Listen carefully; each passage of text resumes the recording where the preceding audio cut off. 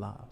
Welcome to Hardly Initiated. It is your host, Tyshawn Jackson, in the building with my co-host, Ryan Ketchens. It's a fact, guys. It's back. It is Teach the Game Thursdays, 7 p.m. every Thursday. I saw, what was that comment in the chat just a second ago?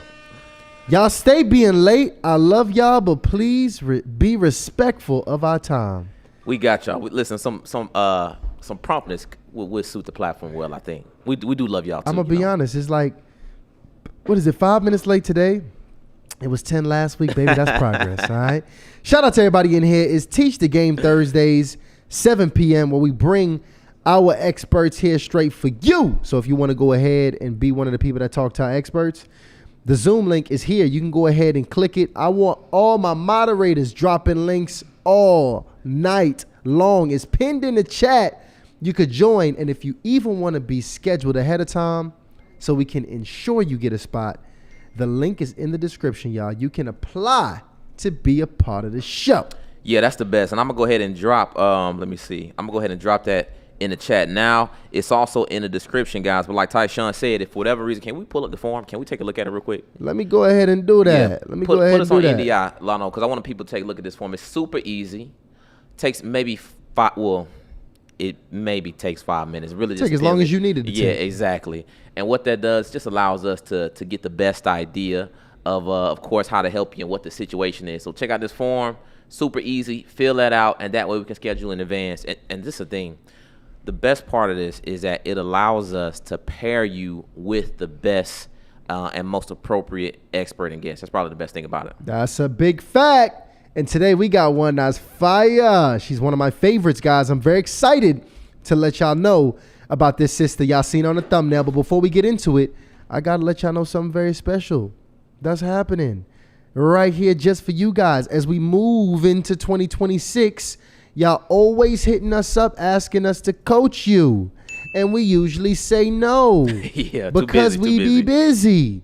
But for you guys, what we're going to do is we put together an 8-week accelerator that we have for active YouTube creators, y'all. So if you have a channel, I don't care if it's even just one video, you had to at least start somewhere. Ryan and myself are going to personally coach you through our framework that we use to grow Hardly Initiated to what it is today, and many other creators as well. We work with a lot of big creators on the background. We've been on a lot of big stages teaching how we do this, because you don't cross fingers and post, y'all. It's a strategy to get to where you want to get. Absolutely. And if your message and your purpose is connected to you growing your brand and your platform, y'all need to get a coach. And I don't really know too many great coaches, and I don't mean to toot my own horn. No, not we know what we're talking about. Not for YouTube. Not for YouTube. It's tricky. But listen, I want to get it popping. Is that cool? After we let them know that they need to apply right here in the description. Apply for YouTube. Click it. If you qualify, we'll give you a call. Let's get it popping. Yeah, I'm gonna drop that in the chat in just a second as well, guys, so y'all can have that. But real quick, before we bring on the excellent, wonderful guest we got tonight, I want to just give you guys a special shout out. Shout out to all the initiates joining us tonight. Drop Teach in the chat if you're ready for the show. And we've been getting a lot of great feedback about Teach the Game Thursdays, guys. So this one is going to stick. So here are the rules for tonight, guys. Teach the Game Thursdays is really for anybody who wants clarity in their relationships. Now, this is the thing. If you have something going on outside of relationships and you feel that the current guest we got for tonight or any other evening fits, go ahead and call in. We'll take that as well. And phone lines, of course, are open all night. The link is pinned to the top of the chat. So if you got a question, a confession, a dilemma, a situation you're stuck in, all you got to do is call in. It's going to send you straight to the Zoom room. Don't worry. Nobody's going to be able to see your face and all that. And you can absolutely be anonymous. So that means you can join however you want, okay? Yeah. Now, the benefit of joining, of course, you get immediate feedback from either myself or Tyshawn, but primarily from our guest for the evening. And again, if you cannot join tonight, that is absolutely okay. Just fill out the Teach the Game submission form, which Tyshawn just showed you guys, and we will make sure to schedule you on the appropriate night that fits your schedule. Now let's bring up this sister here, one of my favorites. If y'all really rock with HR, y'all know that this sister has been on some of the biggest episodes, one of the most transformational episodes that we've ever had here on Hardly Initiated. Y'all better go ahead and start clapping. Where you at? I don't care where you at right now. Clap your hands and put them together for Pastor Tiffaney Edwards. Welcome back to Harley Hi. Initiated. What's Thank you poppin'? guys for having me again. How are you guys doing? Man, we ready to change some lives tonight, Tiff. Come Oh on, yeah. let's change. Yeah. Hey, well said. Well said. I like that. So y'all already know the hotlines is going. Man, Pastor Tiff is one of my favorites, y'all. Like she gonna dig deep tonight, and I want to let you know, Pastor Tiff, this is your show. So when people come Got you. on, I want you to just feel free to dig deep, to ask questions. We going below the surface. It is Yeah. your show. We all here and watch. Yep. You do what you do. And what I want to Got you. do now, we got a lot of anonymous callers because again, y'all, if you got to keep any details suppressed, we're going to keep you anonymous. So I got my first anonymous caller I want to bring back. Oh, we starting early. Good. Absolutely. Good. We're going to just bring this sister up right here, anonymously going by the alias Maya. Bring Maya up here tonight. Hey, Everybody show Maya. some love to my sister Hi, Maya. thank Can you. you hear me, Maya? Yes, I can. Incredible. So we're going to just actually get straight into it after you. All I want is your age before we get into it. What's your age? I'm 28 years old. 28 years old. Okay, what's the situation? So essentially, I am married, and the issue is I've just discovered that when my husband is traveling for work, he is seeking out or soliciting services from sex workers. And I found this out maybe a couple of months ago. I spoke to him, I approached him about what I had found out. I found this out just by going through his phone. We have an open phone policy and we share passwords. So um, I found this out just by going through his phone. Um, I asked him what it was all about and why he was doing it. He could not, or why he was seeking out services, because it's not like we don't have an active sex life at home, but he does travel for work, which can range between 5 days a week or 2 weeks at a time. And so when I asked him, he did admit to it. He did not lie, but he could not answer why.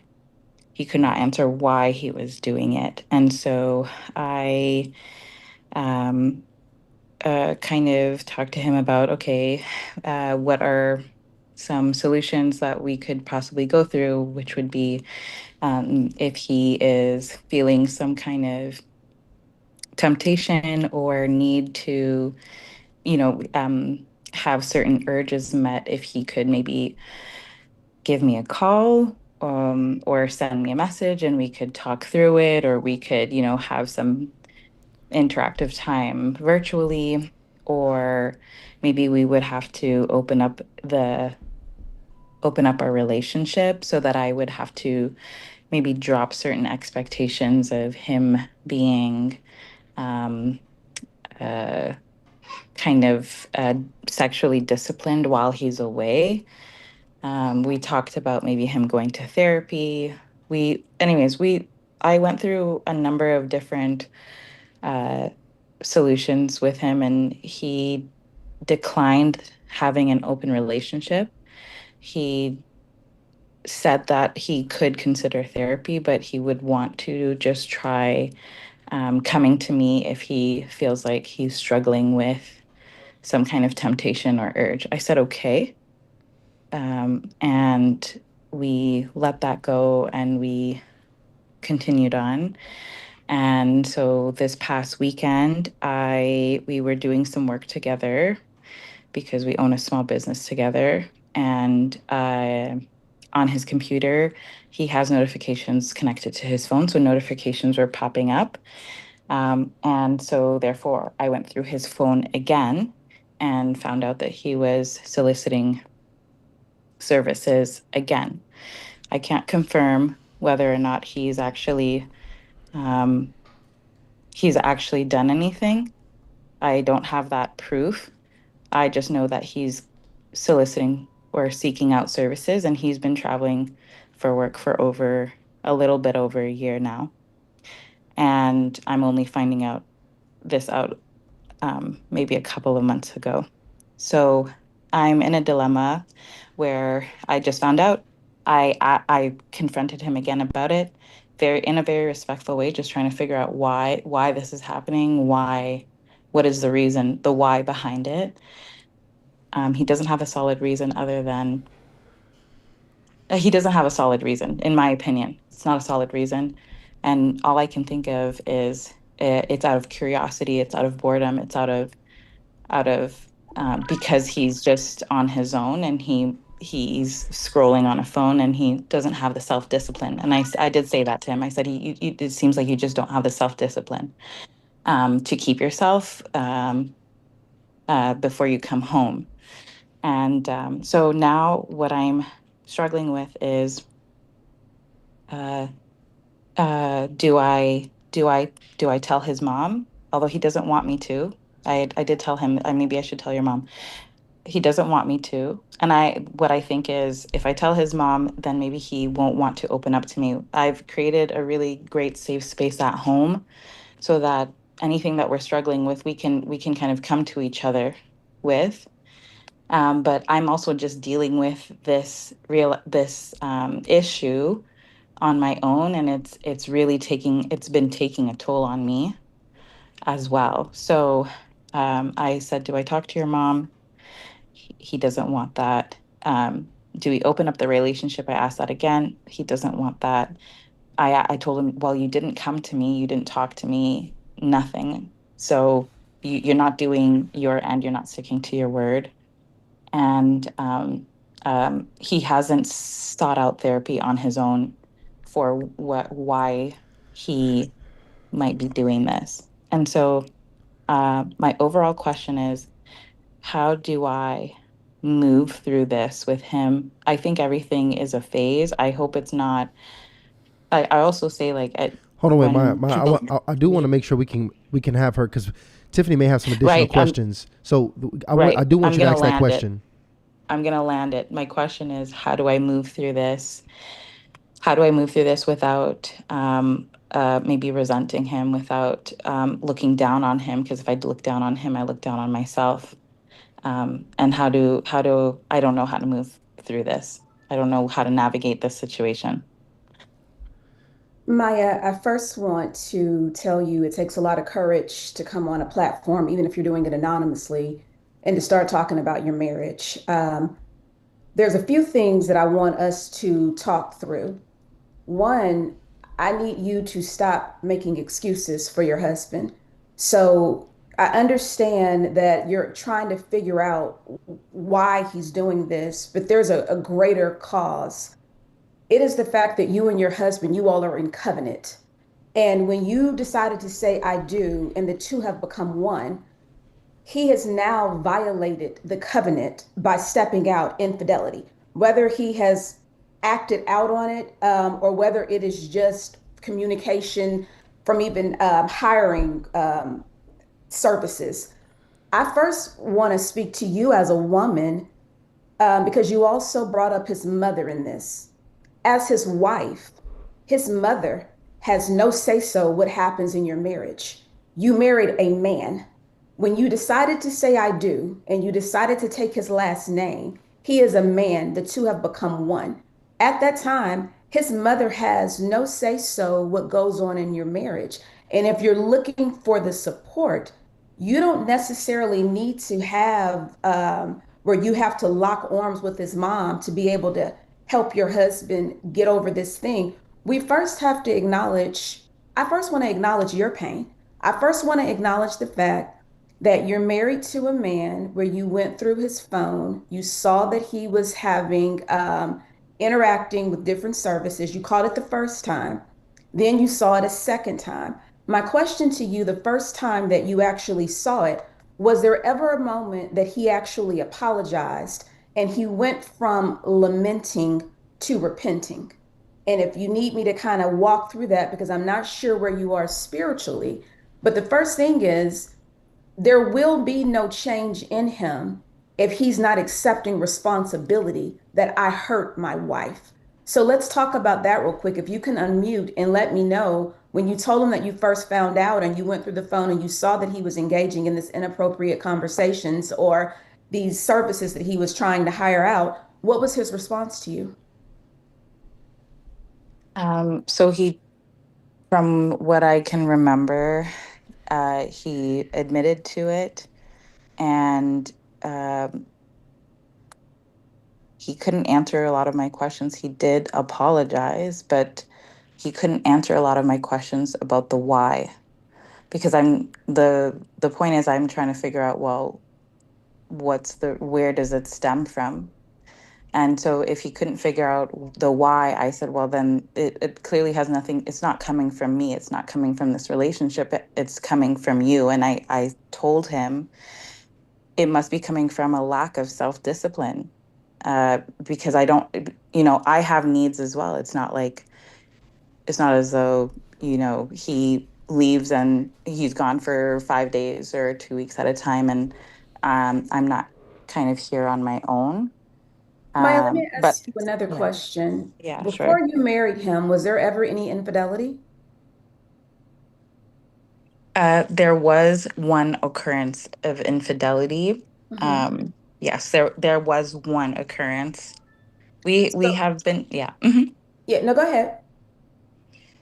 Yeah, there was one occurrence, but it was extremely early on in the relationship, and we were really young. We've been together for quite a while and Hmm. married for only 2 years.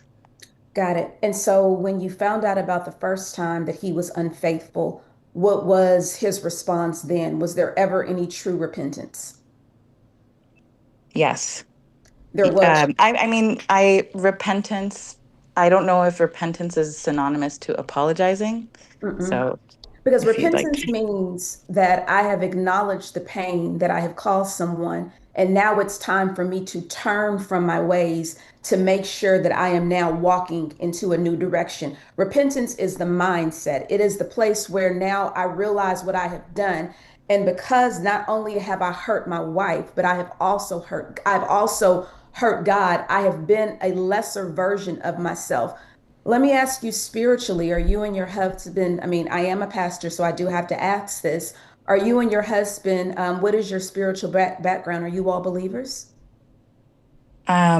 I grew up as a believer, and I Hmm. would say I am the believer between the two of us, and he is the one that has had a bad experience with religion. But I don't know if I would say he's not a believer, but he uses his bad experience with religion and I guess people Hmm. as a crutch for not wanting to follow religion. Mhm. Religion is the form, and I wish that you all would go into relationship because religion has nothing to do with people. But you are going to need the power of the Holy Spirit because Maya, as I speak with you, I can't see your face, but what I'm hearing is a woman that has a desire to try to understand her husband so that you can make sense of it. There is nothing that he's going to be able to say to make any sense of it. There was another thing that you said. You mentioned an open relationship. Is that something that you desire, or was that something you were willing to offer your husband to pacify his need to cheat on you? I think it's not something I desire. When I thought about it again, it was something that I offered so that I don't have those expectations for him to disappoint me. And it was so that, um, but I know that from when reflecting again, I was thinking it would just make me more closed off. It would actually just close off my heart and myself off to him. So, but that was after thinking more about it and not kind of in the moment of the conversation, which he had declined both times. So I'm just trying to figure out what I should be doing to move through this because um, divorce isn't necessarily an option that I'm considering. Mm-hmm. So I'm trying to figure out how do I move through this? Is it because I need to maybe demand that he no longer travels to work abroad? Do I need to be holding him accountable more? Do I need to be appointing, do I need him to appoint someone to hold him accountable? I just don't know what is the next step, right? Maya, uh, this is something, it's a hard reality. You cannot control your husband. If you got him not to travel anywhere else, that doesn't mean that he doesn't have access to a phone. He doesn't have access. We're dealing with a greater issue. We're dealing with, I don't know if you and your husband really understand covenant and understand marriage.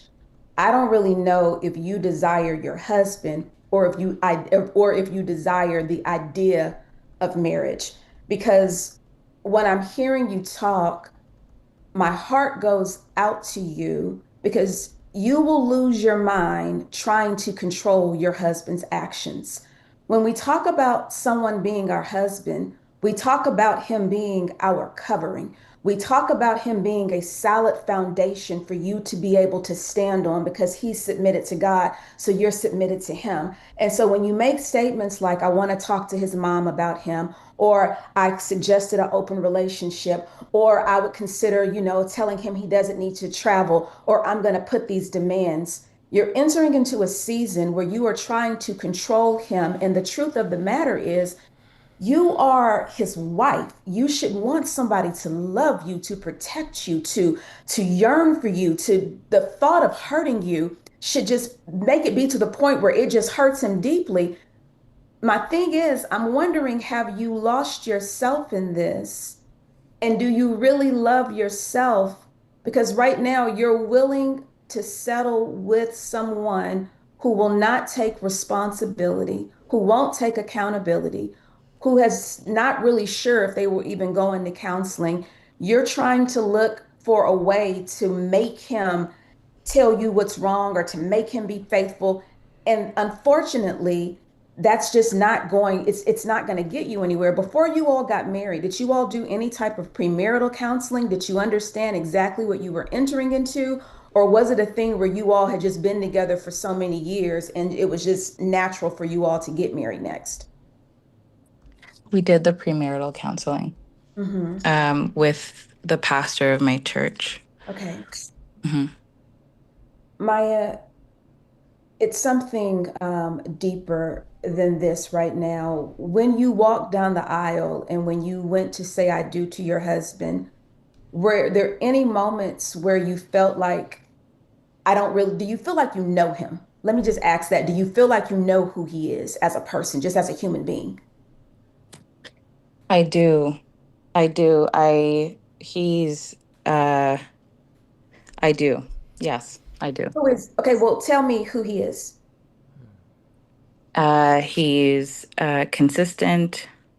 He is responsible in everything else. When I'm talking about responsibility, he's responsible to his family. He's responsible to his career. He's um, even responsible to myself. He does provide. He strives to learn. He is always in books. He's always trying to self improve.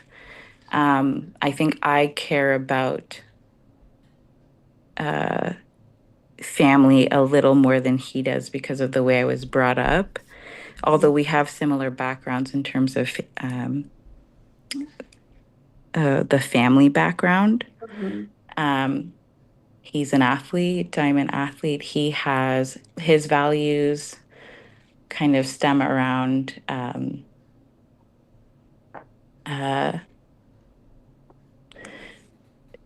not the types that I grew up with because I grew up in a household that was religious, Mhm. and it was something that I followed for quite some time.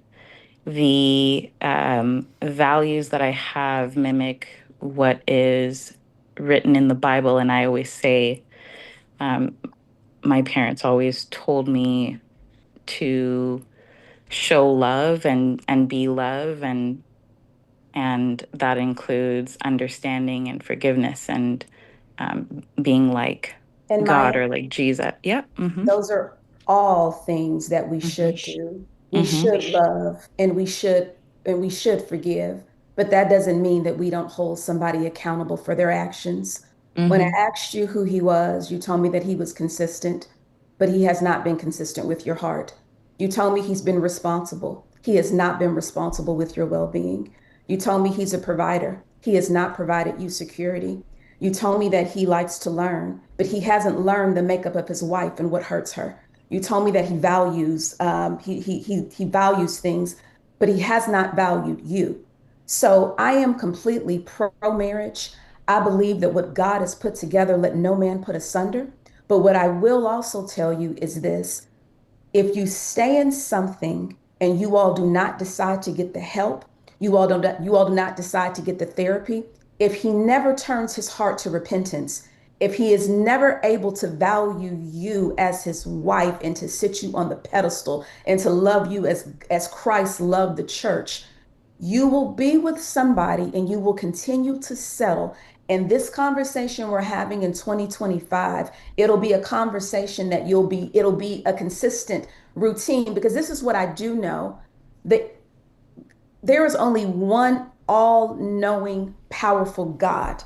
The enemy does not know our future, but he knows our patterns. You all have entered into a place where there is spiritual warfare that is taking over and working through your husband. And when I'm hearing you talk, my concern is that if you don't hold him accountable, if you don't love yourself enough to say, I deserve more than this, you will allow those spirits to come into your home. And now what's triggering you just based on you finding out these things about him using these services, it'll go a step deeper. And now you'll be wondering, like, why all of a sudden do I feel the spirit of depression? Why do I feel the spirit of heaviness? Why is this sadness? Because when there is no real changing of the mind and changing of bad habits, we allow those spirits to come into our lives and they begin to mutate. This isn't a situation where his mother needs to get involved, because what is she going to do? He's a grown man. But as a woman, as his wife, it would literally be that these are my boundaries. This is what has to happen. We must go to therapy. We must get to the place where you can understand and you can see me as a woman and you respect me as your wife. Do you all have kids together? No, we don't. So that's another thing. Do you desire to have children with him? Yes. You've got to break this cycle now before you decide to bring even kids into this relationship. I'm just thinking, because I'm a wife as well. I'm curious to know, have you had a moment just to sit with yourself and just deal with your own heart? Or have you been at the place where you've been so busy trying to figure out what's going on with him that you haven't just taken a moment and said to yourself, God, why am I allowing someone to treat me like this? Why am I allowing someone not to repent for breaking my heart? Why am I not wanting more from me, from my husband? You've got to hold some accountability there. You've got to make him, you got to put the fire under him, because Maya, you matter. You matter as just being a woman. You matter. You are somebody's daughter. You matter. And so if you're dealing with, and this is the sad part, we're not just talking about any man, we're talking about your husband. And so your question was to be, you don't know, like you're trying to figure out what to do from here. I would highly recommend that you all seek therapy, that you all your husband needs to do some individual work so that he can really understand what it means to be a husband and what it means, whatever type of deep, dark desires that he's having that is taking him out from his identity as really being the God-fearing man that he should be for his wife. He needs some individual therapy. You need some individual therapy. You all have got to come together. And Maya, you've got to know that when your heart is crushed, your husband's heart should be crushed. When you're in pain and you are trying to figure out like what's wrong with him, it should matter so much to him that his wife, that you're hurting. Even while you're talking, we've talked a lot about him. I'm just curious to know, like, how is your heart in this matter? Are you hurting? How have you even been? Like, are you sleeping at night? How are you even, what are you doing right now to even deal with the situation? Right, right. So, I mean, the most recent conversation that we've had only happened um, on Sunday. And so he travels during the week, like I had mentioned. And Hmm. my heart's been, of course, extremely heavy since that time. And I've been crying multiple times a day since that time. We have a small business. So thankfully, I'm not tied to a 9 to 5. Hmm. I set my own hours and I can work when I need and I send in someone when I am not um, up to coming in person. And since that time, all I've been doing is trying to look for some kind of guidance myself. So I've spoken to my mom very vaguely. I've spoken to my father very vaguely. And then I'm, of course, on this platform. Hmm. I'm looking to write out my thoughts to see how I can organize them a little bit better. And then I am looking to see if I can maybe speak to my pastor, but I am, when you open up like this, everyone has something to say, although everyone deals with their skeletons kind of behind closed doors. Right, right. And I, it's not that I don't believe in divorce. I think that when something is bad um, and not serving you, you should absolutely leave. I think I'm just in a position where um, I'm trying to see if there's if I so that's why I'm asking for the assistance Yeah. and that I think I'm asking everywhere. It's just like, So, do I jump no. or Mm-mm. do I tick off, there with even with business or with whatever it is, you in school, you take things up, you there's a like a ladder, like there you don't just jump to the most extreme Correct. decision. You slowly increase and you keep track of all of the things that you've done and you say, okay, well, I've done all of these things and there's nothing left. And so because there's nothing left, maybe now it's the proper decision because I've already tried everything else. So So I'm hold just on one second, Mhm, Ma. I actually have a mhm, question myself because, Positive, realistically, when in a Mhm. situation like this, when as a professional, you Yeah, counsel marriages, premarital counseling, right. when do you advise divorce? Not now. If you're still asking questions, this is one thing I can tell you, Ty. When a woman is done, she not calling into no podcast. She not asking her mama, her daddy, or nothing. She's done. So as long as she's still asking questions, as long as she's still trying to figure him out, I tell people don't do that. There are more people that jump and make these drastic decisions. I've seen people go through a divorce and lose a home to foreclosure, go through a divorce and get an eviction on their credit, go through all these dramatics only to try to get back together 6 months later.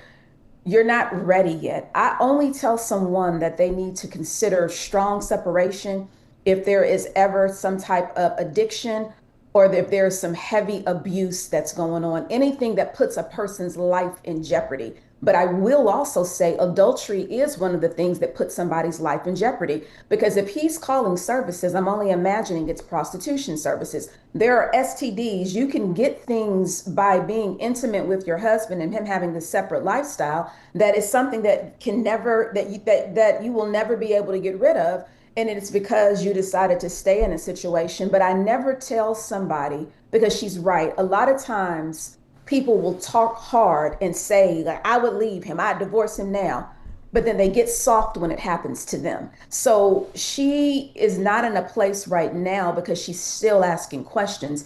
I believe that all things are possible to those whom believe. And so the thing is, in our free will, you have to have two parties ready to do the work. It is not a woman's, we are not designed to carry the weight of what our husband should be carrying in order to keep the marriage together. So that's I would tell a woman, if she's still asking questions and if she still loves her husband and if she still wants to be married, I would say then let's try to figure out some tools for you all to stay in it. But it gets very dangerous when you have somebody that's willing to do the work and then you have another person that's not. And one of my concerns for Maya, I don't know if Maya knows if she has given her voice and her feelings enough credit. We don't, in marriage, yeah, one of the fruits of the spirit, it is long suffering, where we can stay in there and God gives us the grace to be able to suffer long. But then there's another thing where God, the Holy Spirit, also empowers us to make the hard decisions, to do the things that we thought that we could not do in our own power and our own might. His spirit allows us to do it. I would never advise a woman to stay in something that could jeopardize her health or jeopardize her life to be with in order to keep it together when her husband is not willing to do the work. There you have it. And listen, Maya, I'm gonna let you go because I feel like we probably gave you as much as we could in the amount of time that we have here. Thank you so much for coming up on Maya, here and keeping it real. Yeah, Thank you. Thank you. Maya, praying for you, one day at a time. Much love to you, Maya. Everybody drop courage in the chat for our sister. Courage, yes. If you want to go ahead and, again, we got the form in here, guys. We got the link in here. If you want to come back here and join. I want to ask this question, too, because this was a very interesting point here, Tiff. Mm-hmm. If we got a woman, and this happens way more than ladies like to talk about, but this is a real thing. If a woman is considering opening up her marriage as a solution to bring peace, to bring clarity, to bring resolve, whatever she thinks that might be, what do you say to her? And she does not want to open the marriage. She's doing it just to appease him. Yes. I'm wondering, to be honest with you, just being very blunt, when did you start hating yourself? When did you get to the place where you no longer had any more self-respect for yourself? When did you get to the place that you allowed him to become an idol? And so now, because of his dysfunction, you are now about to enter into a pattern where now you're taking on his dysfunction. When we talk about the two becoming one, sis, when did you drop down so low to get down to his self-esteem, his lack of respect, his lack of identity? I have no idea why a woman would not value herself enough to be able to say, absolutely not.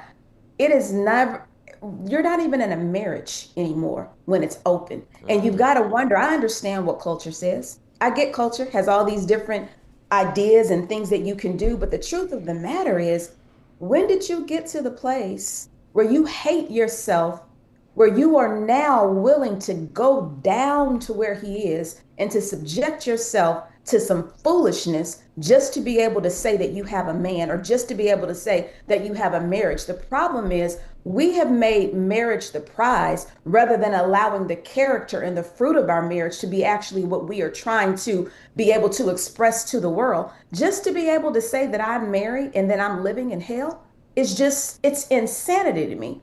It's just no way that I would get on this ridiculous cycle and this pattern and jeopardize my identity as God's girl, or jeopardize my self-respect just to appease him, to say that I have a husband.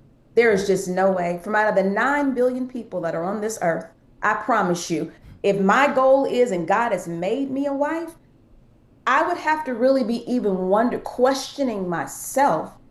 What was it that made me say I do to this? Because I don't think that this is just something that happens overnight. There have been red flags. There have been things. There has been something that has transpired where for you all to be at this point, it's probably where you walked down the aisle and already knew that you were dealing with someone that was unfaithful. That's when I asked Maya, like, was this your first time finding out that there was infidelity? I'm telling you, what I do know for sure is that whenever there is infidelity in marriage, I'm going to say, I'm going to jump out here in the people that we actually coach in our ministry. Anytime there is infidelity in marriage, it was always there when they were dating. It was always there maybe during the engagement. It's not something new that just happens. Now, maybe there is that exception. Well, no, none of this before, but there has always been the seed. And now that you're in it, that seed has now taken root and it's now producing the fruit.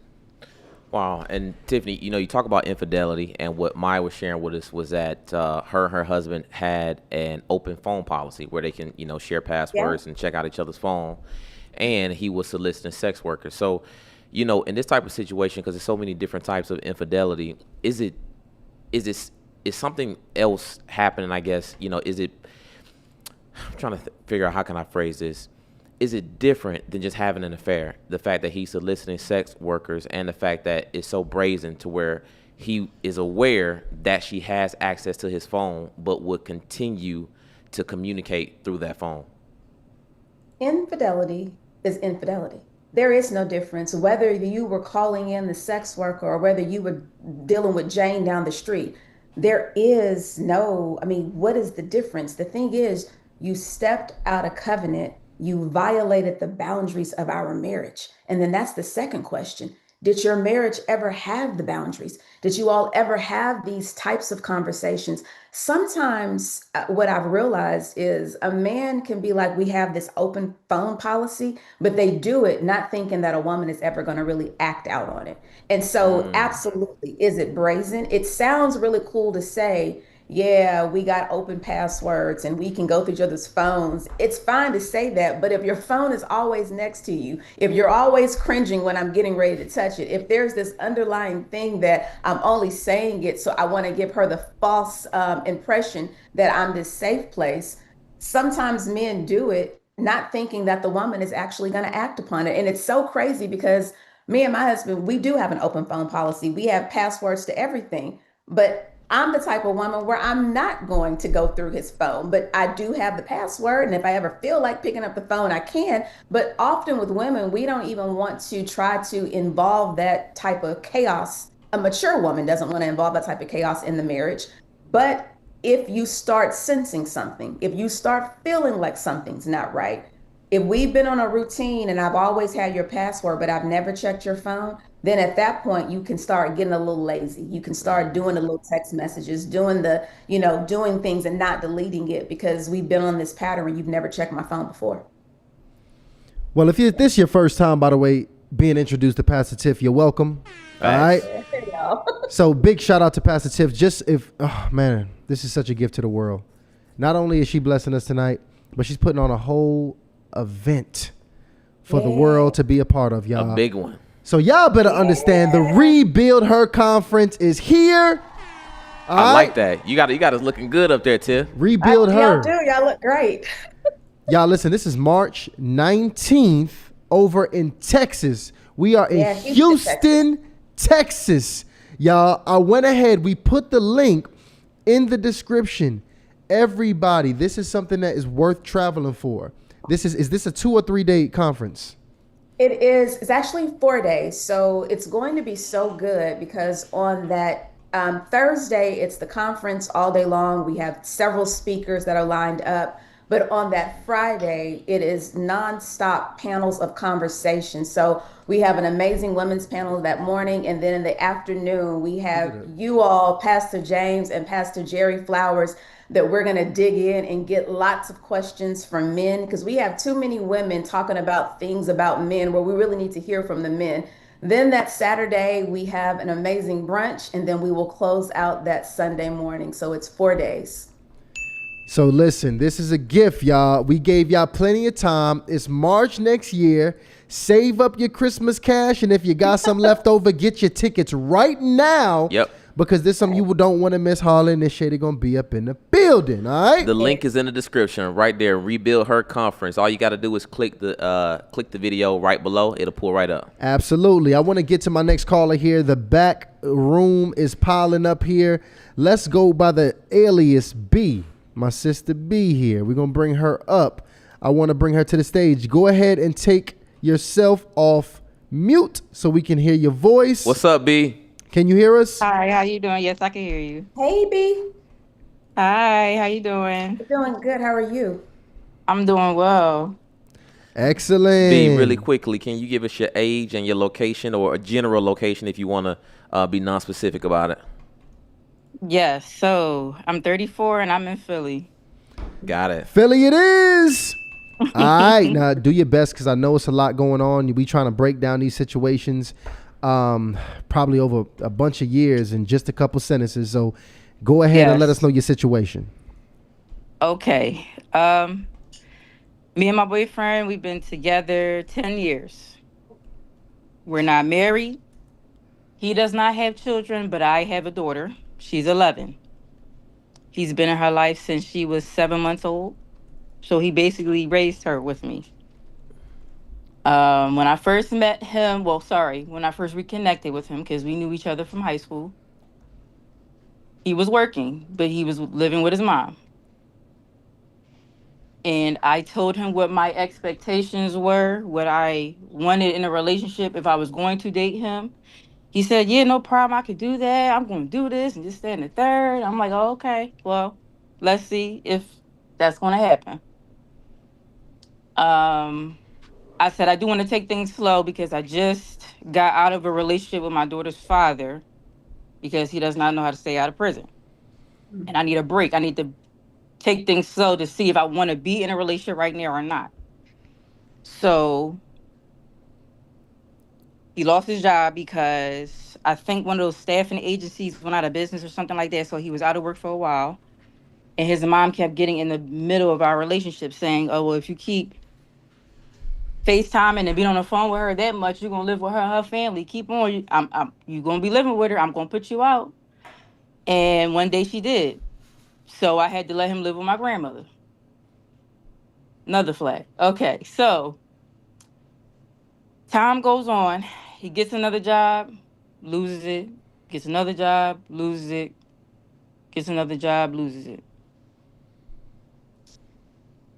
It seems like it's showing me patterns of not being responsible or his work ethic is just not there. But I tried to give him the benefit of the doubt. I said, "No, it's all right. Maybe he's trying to find himself, this, that, and the third. I'm not sure what it is." But then as I noticed he started, when he got the next job after all of that, he started going to work trying to look too cute. Whereas before it wasn't a priority to go to work looking cute. And I said, okay. I know what that is. But I ain't gonna say nothing. So I kept going on, not saying nothing, not saying nothing. And then I brought it to his attention. "Hey, is something going on?" He said, "No, but there is this girl at my job. She gives me attention that you're not giving me, this, that, and the third." And I took it as there was something happening, some kind of infidelity somewhere. So I left. I think I left him about 2 to 3 months. And we both were like, "Hey, listen, we love each other. Let's try and make it work." So we got back together. We found a house, moved in, and lost another job while we were living here, still living here, but then got another one. This time, once again, flirting with women at the job. And how I found that out was on his birthday, he signed into the cloud that I had on his extra phone. And I was trying to be romantic. I had the phone set up to the TV and everything. I was gonna have music playing and all that other stuff. So um next thing I know, I see messages coming through from it looked like a man. And I'm like, something not right. So I opened the messages and I'm reading the messages. It's either he's on the DL or he disguised this person as a female. And that's exactly what he did. He disguised the person as a female.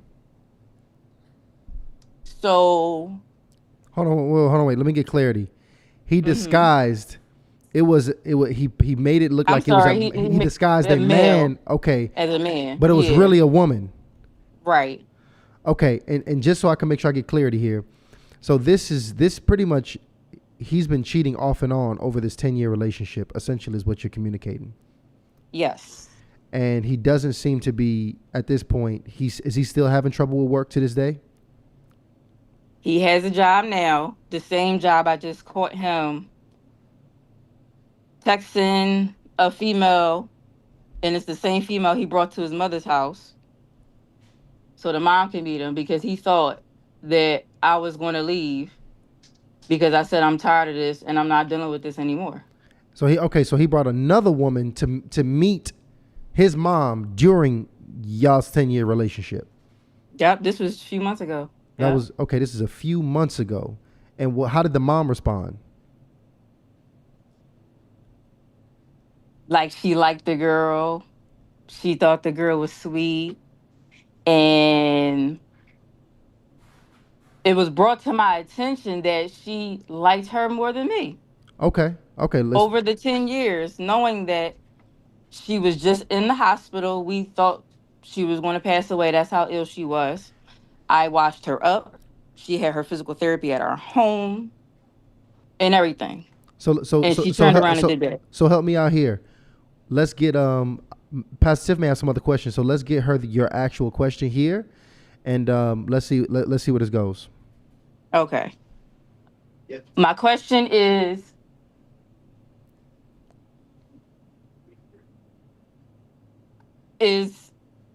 it was is more than one, but I'm gonna make it short.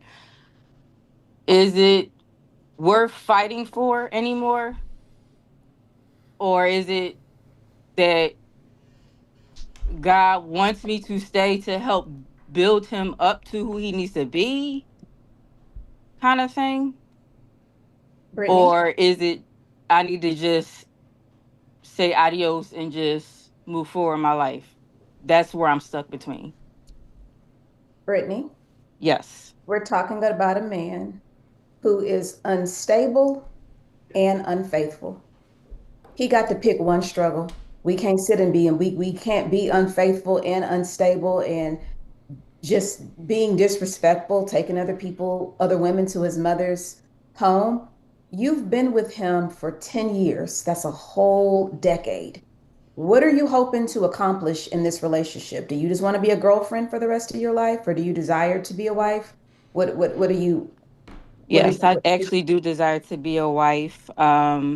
That's what I was raised growing up seeing in a two-parent household, very involved in church and Let me ask you another question. You want yes. to be a wife. Do you want to be his wife?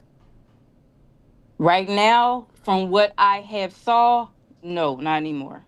Okay. So my question is to you, you've already given this man a whole decade of your life.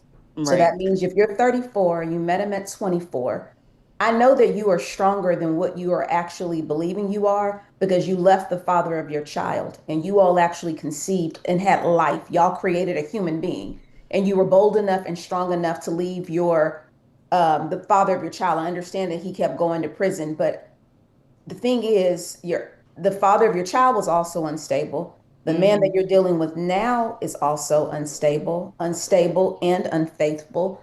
And you do desire to be a wife, and you don't know if you desire to be his wife. And so, my question to you is I think actually you're a lot smarter, even than what you're giving yourself credit for. Brittany, you know for a fact that God wants more for you than this. I mean, I True. want you to think about it. We are on now a roll where you found out about him dealing with another woman, and then you found out he took her to his mother's house. It never occurred to him, I've gotten caught dealing with another woman. I've hurt my girlfriend. Don't let me continue to hurt her. Let me sit in this pain. Let me sit in repentance. Let me show her that I can be a better man. Let me show her that I'm going to do the work. He didn't do the work. He went and got somebody else to wreck her life also for probably for another decade. And then now we're at the place where you're 34 years old. Do you have a daughter or a son, your child? A daughter. Come on, We Brett. actually would have had a baby as well. I actually miscarried. Our son would have been one now. B, I'm really being serious. What are you doing? What are you doing right now? You have a daughter who is looking at her mother, dealing with instability from a man. Do you keep a job? Yes. Okay, so you keep a job, he doesn't keep a job. We know that in marriage, God has called for us as wives to submit. You really want to spend more time submitting to a man that is unstable, where let's take you and your child off the table. He's just got to first be stable for himself before he takes Hmm. on an entire family. And then we can't change him. We only have the ability to be able to change ourselves. Brittany, what is going on in your mind to stay in a situation for 10 years? Do you not want better for yourself? Yes, I absolutely do. And the reason why I stayed was because I really just had faith and I kept hoping and thinking that one day he was just going to get it. No, But let me tell you what I need you to have faith for. I need you to have faith to be bold. I need you to have faith that God will not allow you to be put to shame when you actually move forward. I need you to change your faith where we stop having so much faith for a man, but we don't have enough faith for ourselves. Have enough faith for your daughter that she's going to be able to see her mom be in a prosperous, loving, healthy relationship. Have enough faith that God, what's ahead of me is far greater than what's behind me. We've got to start having faith for ourselves. You are in a prime position because you're not married, meaning that you can decide that I have given these 10 years and you know what? I've had enough. I deserve more. I want more because I have a daughter that is looking at me. God, you've got to get to a place also, be where you've got to repent and say, Lord, how in the world did I get myself in this situation? What was going on with my self esteem? What was going on with how I felt about myself? What was going on with my standard and my boundaries? How would I allow somebody to take 10 years of my life and I sit in this dysfunction with him? And right. so many times we are so concerned about what he has going on, but he's going to be Hmm. just fine. He already brought another woman to his mom's house. He's going to be just fine. You've just got to want more. It's one More. thing to be Yeah. unfaithful, but it's another thing to be unfaithful and unstable. So if we Right. could maybe take more attention and he could just work out who he is, just being stable for himself, I think that you absolutely know the reason. But Brittany, my concern for you is how do you break this pattern moving forward where you don't choose somebody else just like him? Because right now we already see the relationship that you had with the father of your child. He was unstable, kept going in and out of prison. Then you backdoored and then got another man that was unstable where you had to move him into your grandmother's home. How do you make the necessary changes internally where you make better decisions? Because it's no longer just you, it's you and your daughter. And it could have been you, your daughter, and then And another another child. one. Right. How do you start? How do you start? Where are you with what is your love tank for yourself? Do you love Brittany? I'm sorry. Do you love B? I've already put it out there now. I'm sorry. It's all right. It's Okay, okay. good. Okay, good.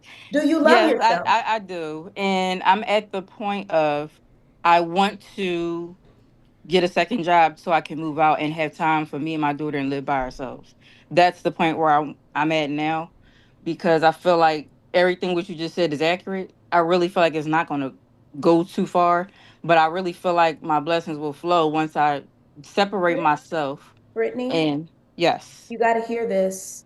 So many times we bring God into it and we want God to get down in our dysfunction with us and not we don't want him to raise us up out of the dysfunction. We really are saying, God, I am right now. I'm with this man. We are living together. We're in fornication. We're at this place where it's messy. He's unstable. He's not somebody that I would want to submit to.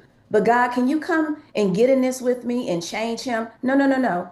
God calls us to come up to his standard. You've got to make some decisions because we've got to remember the God that you're praying to, he's still holy. Do you Hmm. really think that God is satisfied with your life? And so I'm bringing this up because you're saying that he's prohibiting blessings. The thing is, the lifestyle that you are choosing to be in is the thing that's prohibiting the blessings. You have Mhm. not given God something, a surrendered life, a life where you're saying, you know what, God, I have my baby, I have my daughter.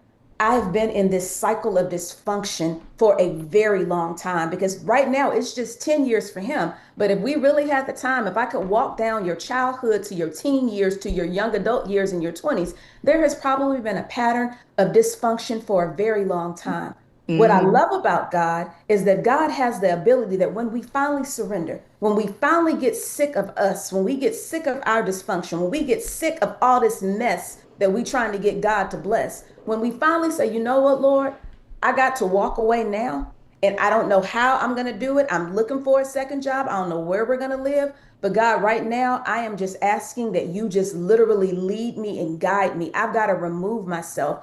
God is sovereign, but in our Right. free will and our own responsibility, B, you got some choices and some decisions that you have to make. And it just starts with 10 years is a very long time. You don't have another day to give somebody that you're saying that I don't think that I would want to spend the rest of my life. There was one more thing that you said that we need to get this lie out. You got to get this lie out.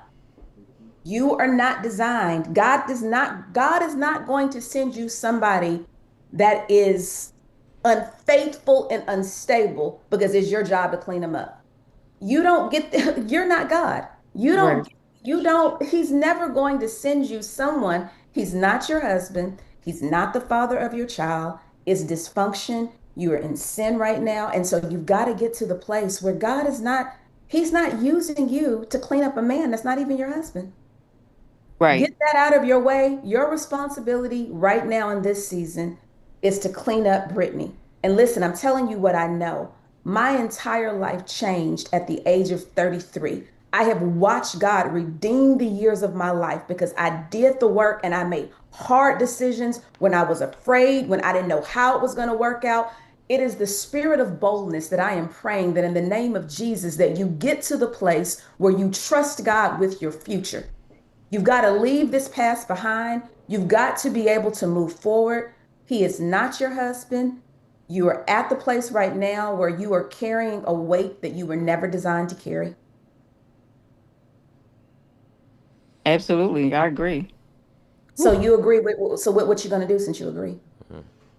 I was going to leave, but I don't know if that was the What part of the answer. but what's the but? You were going to leave, but what? Oh no, I was saying like I was going into that before, but I wasn't sure if that was the right move. But to me, I feel like that is the right move. I was going to leave. So hold Yeah. on, wait, Brittany. Quick question: do y'all live together right now? Yes. Are you literally at home right now? No. Hell no, no, no, no, no, no, no. Okay, so you got to walk back into that house in just a few hours. Hmm. When do you plan on making this happen? Because this is obviously a live-in situation. Do you have a strategy? Have you already planned on your next place? Is this something that you're about to do on a whim? I What does that have look like? places in line lined up that I am interested in, but I want to bring in my second employment first before I find the next place to move into. So is that also when? And this is a really important question right here, Pastor Tiff, because I think this is what when people tie a decade of their lives together, they're bonded by family, they're bonded by finances, they're bonded by their living situations and everything else. How does a woman in this situation, where by the way, do y'all split bills? Just the rent. Can you afford to live by yourself? Yes. Okay. You know what else, Ty? She has a grandmother with an extra room because she already had he moved there. He sure did. Sometimes when we need to get out of a situation, sometimes we got to be uncomfortable. I Yeah. also had tied my life up to somebody for a long time. And at the end of the day, I had to suck up my pride and go back in that bedroom in the back of my parents' house, and I had to get my mind right. Sometimes we've got to make uncomfortable decisions. This is not about comfort. This is about you literally getting the foundation back so that God can bless you as you move forward. So the excuse right now of, I'm trying to wait for the second job, I'm trying, this is the thing.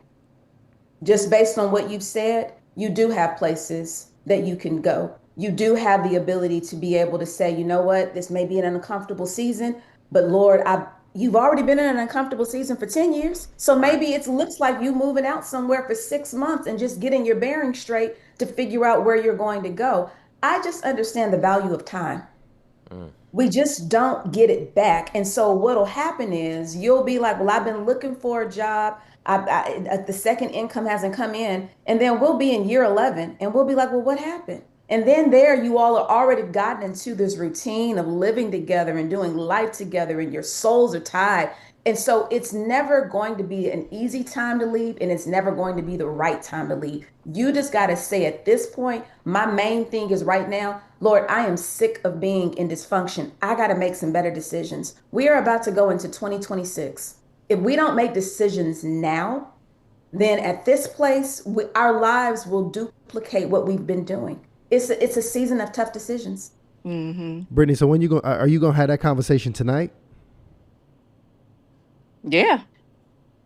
Did I just talk you into that, or that was already a decision you plan on making? No, that that was already in motion. I'm always the one bringing up the conversations anyway, so this won't be any different. Okay. Well, how about this? Do me a favor. Once you do that, please keep us info@hardlyinitiated.com. I'm really wanting to know how this proceeds. So please Yeah, I'll let us definitely know. give you a part And two. Brittany, I want to add, do it in the right spirit. Pray before you do it. Don't go in Always. there and emasculate him. You don't have to talk at him.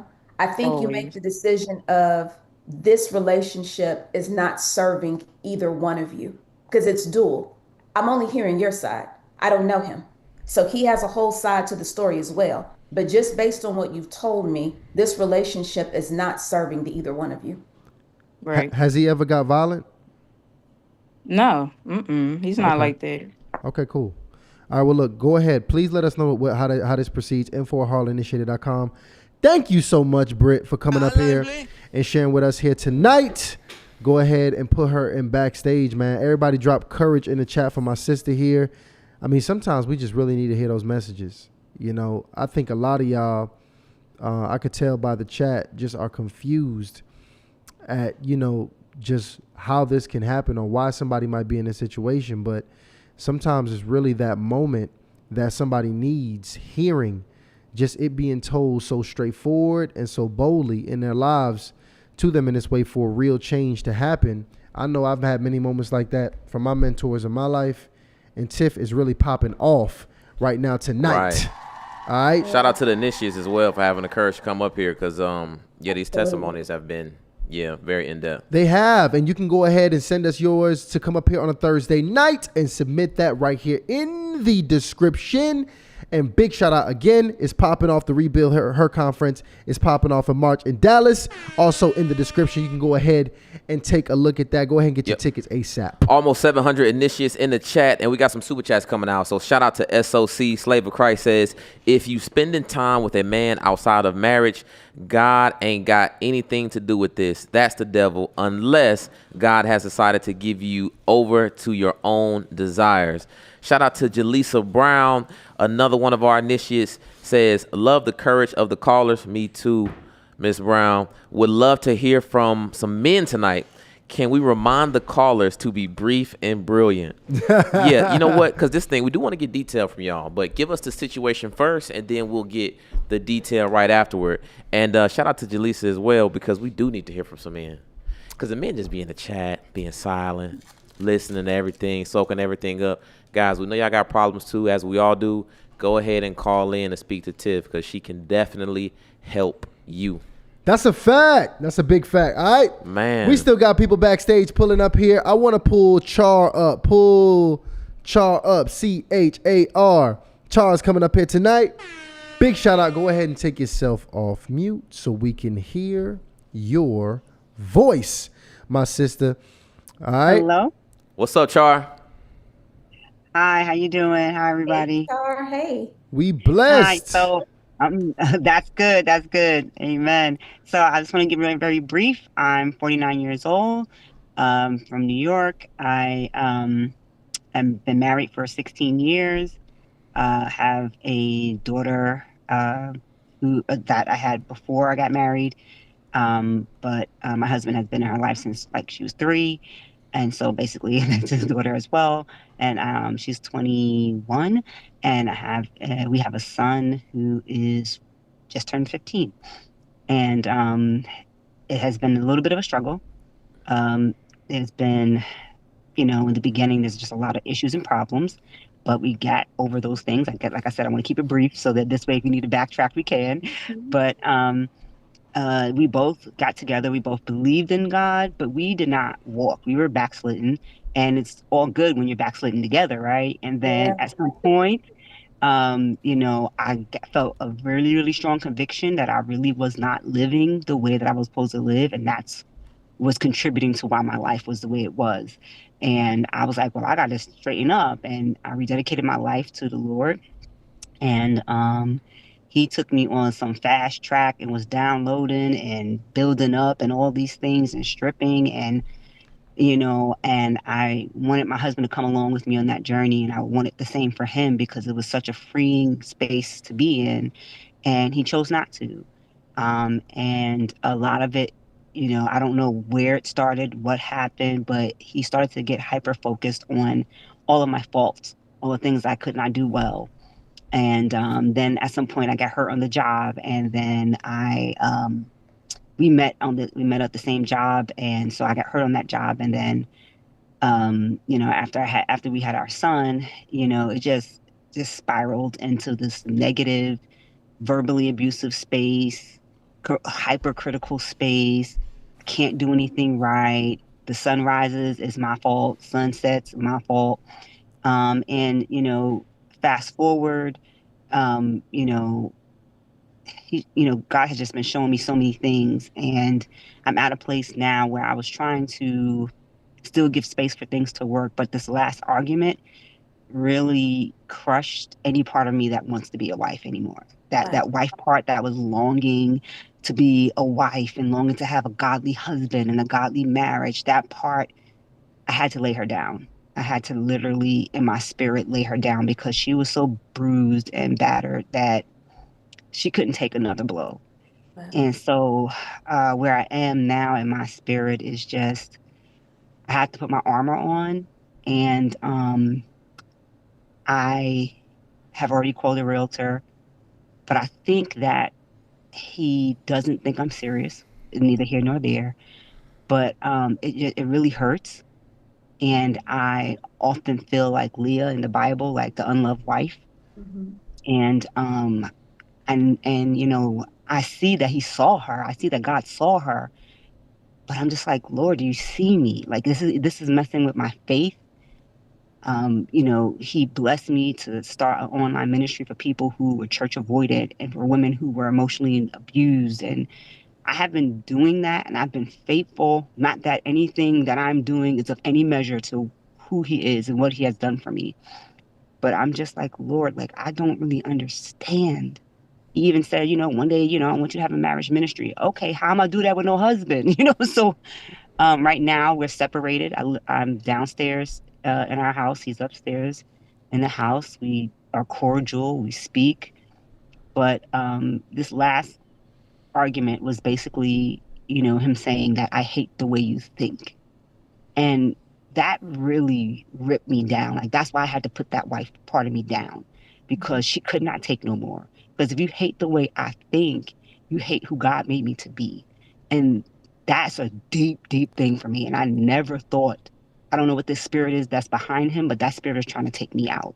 So hold on, And hold on, wait, I one can't allow second. that. Let me get some detail out there. I think Pastor Tiff needs. Has the relationship become violent? There were a few times where the relationship has been violent, where, not a forceful hit, but definitely a push, a shove, holding up against the wall, that kind of thing. Um, but they were spaced out. It wasn't like a continuous thing. But I just, I really didn't know how to handle those kind of things. It's like you said earlier, like sometimes when you're outside of those type of situations, like, yeah, I ain't gonna never let that happen to me. But when it happens to you, like, what just happened? And So yeah. are you guys still intimate? Oh gosh, the intimacy. It's really a sad thing. Again, the intimacy is not there. He wants me to be like this video vixen in the bedroom, but when we are intimate, I'm just kind of just laying there. And it's okay for him unless I say something like, "Hey, did you not notice that I was just laying there not doing anything?" And then it's a big blow up, and then I'm attacked. There's no, "Oh, babe, let me, I'm sorry. let me just," is none of that. It's like, how come I can never do something right? Why are you always complaining? Why do you always got something to say? Why are you, and again, I am not perfect. I am not trying to paint the picture like I'm around here, Leave It to Beaver's mom. And, I do have my own traumas and I do come with my own limitations, but I believe that a husband is supposed to be a covering and a cultivator. And hey, help me, cultivate me, show me what to do, and I'll do it. But that's not what's happening. And at this point, has infidelity been involved at any point in time throughout the 16 years? Man, yes. Yes, there has. Maybe he will not admit it. He was caught not where he said he was going to be. I called him all night. And I ended up driving to the place where the GPS said that he was at, and I caught him coming out of a building. And not until he got out of the building did he try to call. He swears up and down, "Oh no, that really wasn't happening." I mean, the whole situation was horrible. He tried to blame me for it, saying it's my fault. Then he said it didn't happen. Then he said he was at this place, but then he was at somebody else's. It was just lies on top of lies on top of lies. And then that same year, the church I was in at that time was like, "Well, you could always forgive, even though that's, grounds for divorce, but you can always forgive, and maybe you can learn on fixing yourself first, or like let God work on you." And then, so I really didn't have the support I needed, even from the body, and that was kind of hard because it wasn't like a physical abuse, but there was a lot of emotional, psychological, and mental abuse going on that I don't know sometimes in the body of Christ if we're really prepared to address that. Right. And then it was that same year I caught him, I would say, "Hey, maybe we need to connect more, talk on the phone more." And at some point, my daughter was home, and well, our daughter was home, and he came in, and he didn't know she was home, and she had her headphones on, and he had his phone like on speaker, and she heard him kind of making arrangements with this woman, like, "Oh, do you have a babysitter? Or do you, where are we going to meet? This, and that." And so my daughter tells me, like, "Yo, mom, I think dad is cheating." And I'm like, "Yo, what?" And so then I quickly go to the phone records. I'm getting the phone records. And I start to see, like, as soon as he hangs up, as soon as he leaves the house and gets a signal, he's on the phone with this lady for like an hour, 2 hours on the way to work, coming home from work. And I can't even, he on the phone with me for like, "Oh, you good? You right? All right, click," and just hangs up. And so I'm like, so I do confront him about it. And he's like, again, trying to blame me, not really trying to take accountability. But at some point, he has to eat it because I got the phone records. And he's like, "Well, I did have feelings for her, but I don't love her, and I'm willing to end it." And so he did end it with this person, and he claims there was no physical contact with it. It was just like more of an emotional um, relationship. But either way, still feel like time that I Hold felt on, that you Char. could be Hold on, Char. I used. want to, because I want Okay. to just get some of the high level details here. Yeah, please. And Char, just so I know too, was there infidelity on your end throughout the 16 years as well? No, no, I did not. Okay. So at this point, it's emotional abuse, verbal abuse, some physical Hmm. abuse also has taken place. Yeah, But I guess no, I guess he's not really putting punching, or it's not getting to the violent to the point where you're actually getting hurt. But he's like right. shaking you up a bit. Is essentially Yes, what's went down, correct? yes, And you guys still live together, right? yes. Are you home right now? No, I'm in my car in Target parking lot. Okay, makes sense. Yeah. So now let's get to the question here. What exactly would we like? How can Pastor Tiff help us today? Well, I'm at the point where I think I want to leave. And I'm at the point where I'm just willing to say, "God, like, if you want to save this marriage, it's your marriage as well as it's mine. Great. But I also don't want to walk outside of his will, but I don't know how much more I can take. And I don't want to get to the point where a seed of bitterness starts to get planted and I start to resent or hate him. And so I'm just like, is emotional, physical, like all of these types of abuse, we do not serve a God of abuse, Mhm. but is this almost like he's abandoning the marriage? So, my question to you is, Char, when you've prayed about this, what you and I, let's try to, I know we're here on a live podcast. What has God really told you about this? And the same year that uh, he did cheat, before he cheated, I prayed about it, and he brought me to Second Kings with Hmm. Elijah at the mountain, and and all Hmm. those things. And then he said, don't leave yet. Don't Okay. Not yet. He said, don't leave. And then So, a few years later, I asked again because it got worse, and then I heard mhm. nothing. And so you're back at that place right now. I ask that because I can tell that you are a spiritual person and that you hear the voice of God.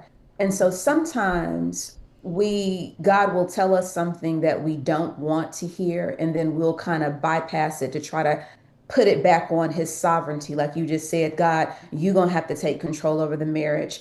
The truth of Hmm. the matter is, the greatest thing that God did is back in Genesis when he said, let them. God has given us Hmm. dominion. Hmm. And so the thing is, you have dominion over your life. You have the God of the universe, the power of Hmm. the Holy Spirit is Hmm. living on the Hmm. inside of you, and He gives you the power to be able to make really, really hard decisions. What Hmm. I do know about divorce, because this is the one thing about me, I will never try to make it be like I'm this girl that has it all the way together. I've gone through a horrific divorce back in 2007, and what I had Hmm. to have settled in my heart, God hates God hates divorce, but he still loves me as a divorcee. Yes. I once again am back at the place where I believe in marriage, and I would never tell a woman to walk out and just leave a man. But I did give you all some pre-qualifiers. If there is physical abuse, if there is adultery, if there is addiction, things that can come in that can Hmm. completely change your life forever. It seems as though in this situation, there has been physical abuse, and that there also has been there's been adultery on that end as well. So I guess my other question to you is, if you all are living in the same house and you all are separated, what type of work have you all been doing? I understand that now you've had this moment where you are now walking closer to God and He is not, in His free will. And as your husband, what type of work are you all doing together to try to make it better? We were going to therapy at some Mhm. point, and we had this has happened several times. We'll go to therapy, and then he gets super busy. He can't make one session, and then two sessions. That he's not going back anymore. And so we're not in therapy no more. Then he agreed to go to therapy himself. He'll make Mhm. one appointment, but then doesn't make the next appointment. And now, basically, to answer your question short and sweet, he is not doing anything except for reading a book here and there, but And not even so, consistently. does he still desire to be in the marriage? He says he does. And that's the other thing. I'm getting this double-mindedness. One week I'll get, oh, I really think our marriage is worth saving. I'm willing to do this. I'm willing to do that. The next week, if something doesn't go his way, or even if we get something where we did connect and something was good, he will rebel against it. He will make sure he destroys it. So there is whatever the spirit is behind him is just a double-minded, again, I'm trying not to be mad at him, but the spirit behind him, but it's really hard. It's very hard. Do you want to be in the marriage? Um, I don't want the marriage we had Hmm. anymore. And so I you would love to have a new marriage that is birthed out of something other than what we had. This is the thing, in his own free will, that only can happen if you have two participating adults, a husband and a wife that Hmm. wants to make it work. And we're back at this place Right. 16 years. Your daughter has heard him talking to another woman on the phone. Your daughter has said, Mom, Dad is cheating on you. What type of boundaries do you have for yourself to say, like, hey, maybe right now I'm not ready to get an attorney and file divorce papers, but I'm about to move out and we're going to figure this. You're going to live here. I'm going to live over here. We're about to have a healthy separation and we are about to create some boundaries. And these are the things that I would really like to be able to see happen if we're going to come back together. You've got to recreate this cycle that you all have been. You've got to try something new because at this point, not only does the enemy know your patterns, your husband also knows your patterns. What you Mm. just said, he believes that you're not going to do anything. Well, the truth of the matter is, you've shown him for 16 years you're not going to do anything. You ain't lying. Yeah, right. So I'm glad you're laughing about it because people treat us how we allow them to treat us. So if Right. he knows that I have cheated on her before, I've pushed her up against the wall before, I have looked at her and basically told her I hate the way she thinks, he's basically disgusted because what happens is he's looking at you, and when he's looking at you, he's really looking in a mirror at himself. He sees the changes that God is making in you, but he does not have the willpower, the self he doesn't have the willpower, he doesn't have the self-control to be able to say, I see what's happening in my wife. God, I want you to do a new thing in me. And so Mm. because of that, he's looking at the fruit of the spirit coming alive in you, and it's an irritant. You're absolutely right. It is a spirit because you're not wrestling against flesh and blood. But Mm. just to make it very, very practical, if you Mhm. taught him how to treat you for 16 years and you're not Mhm. doing anything different, then you've got to ask yourself right now, well, I've shown him that I'm not going to leave. I've shown him Mhm. that he can disrespect me and I'm here. I've shown him Mhm. that he just does what he wants to do, talk to me crazy, and I'm still here. Char, this time you've got to say, I got to change. I've got to do something different. I heard in the Mhm. beginning you say you're 49. We're not going to let Mhm. 50 look like this. Mm-mm. You've got Mm-mm. to create some real boundaries. And you've got to say, for myself, in order for this marriage to work, I need to see this. I need us to do Mm. this. I need to see you've got to lay out some boundaries and a game plan because if not, you Mhm. all will just keep going round and round and round. Right now, to be honest with you, it's uncomfortable because it is going to require this new reality that maybe you have not been used to because you've been used to living one way for 16 years. But ask Mhm. yourself, do I want to live this way another year? I'm not telling you, I'm back at what I said originally.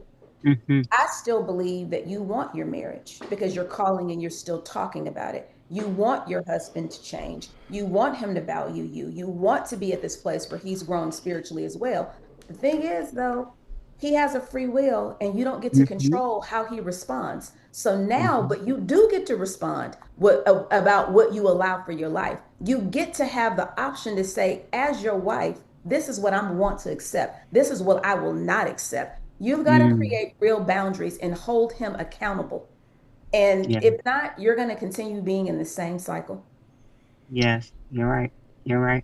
You're right. There And I you think have it. that that's something that I have to do. Man, thank you so Wow. much for coming up here, Char, and asking that question. That's a very powerful situation. Thank you, Pastor Tiff, also for handling these situations as delicate as you are.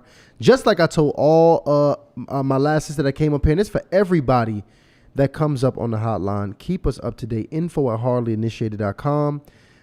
This allows us to just understand just what the status of things is, any way that we can help or even potentially bring you back for follow-ups. I think that'd be really powerful Yeah. for us to see how these things evolve or these situations really evolve and progress, especially we praying for the better.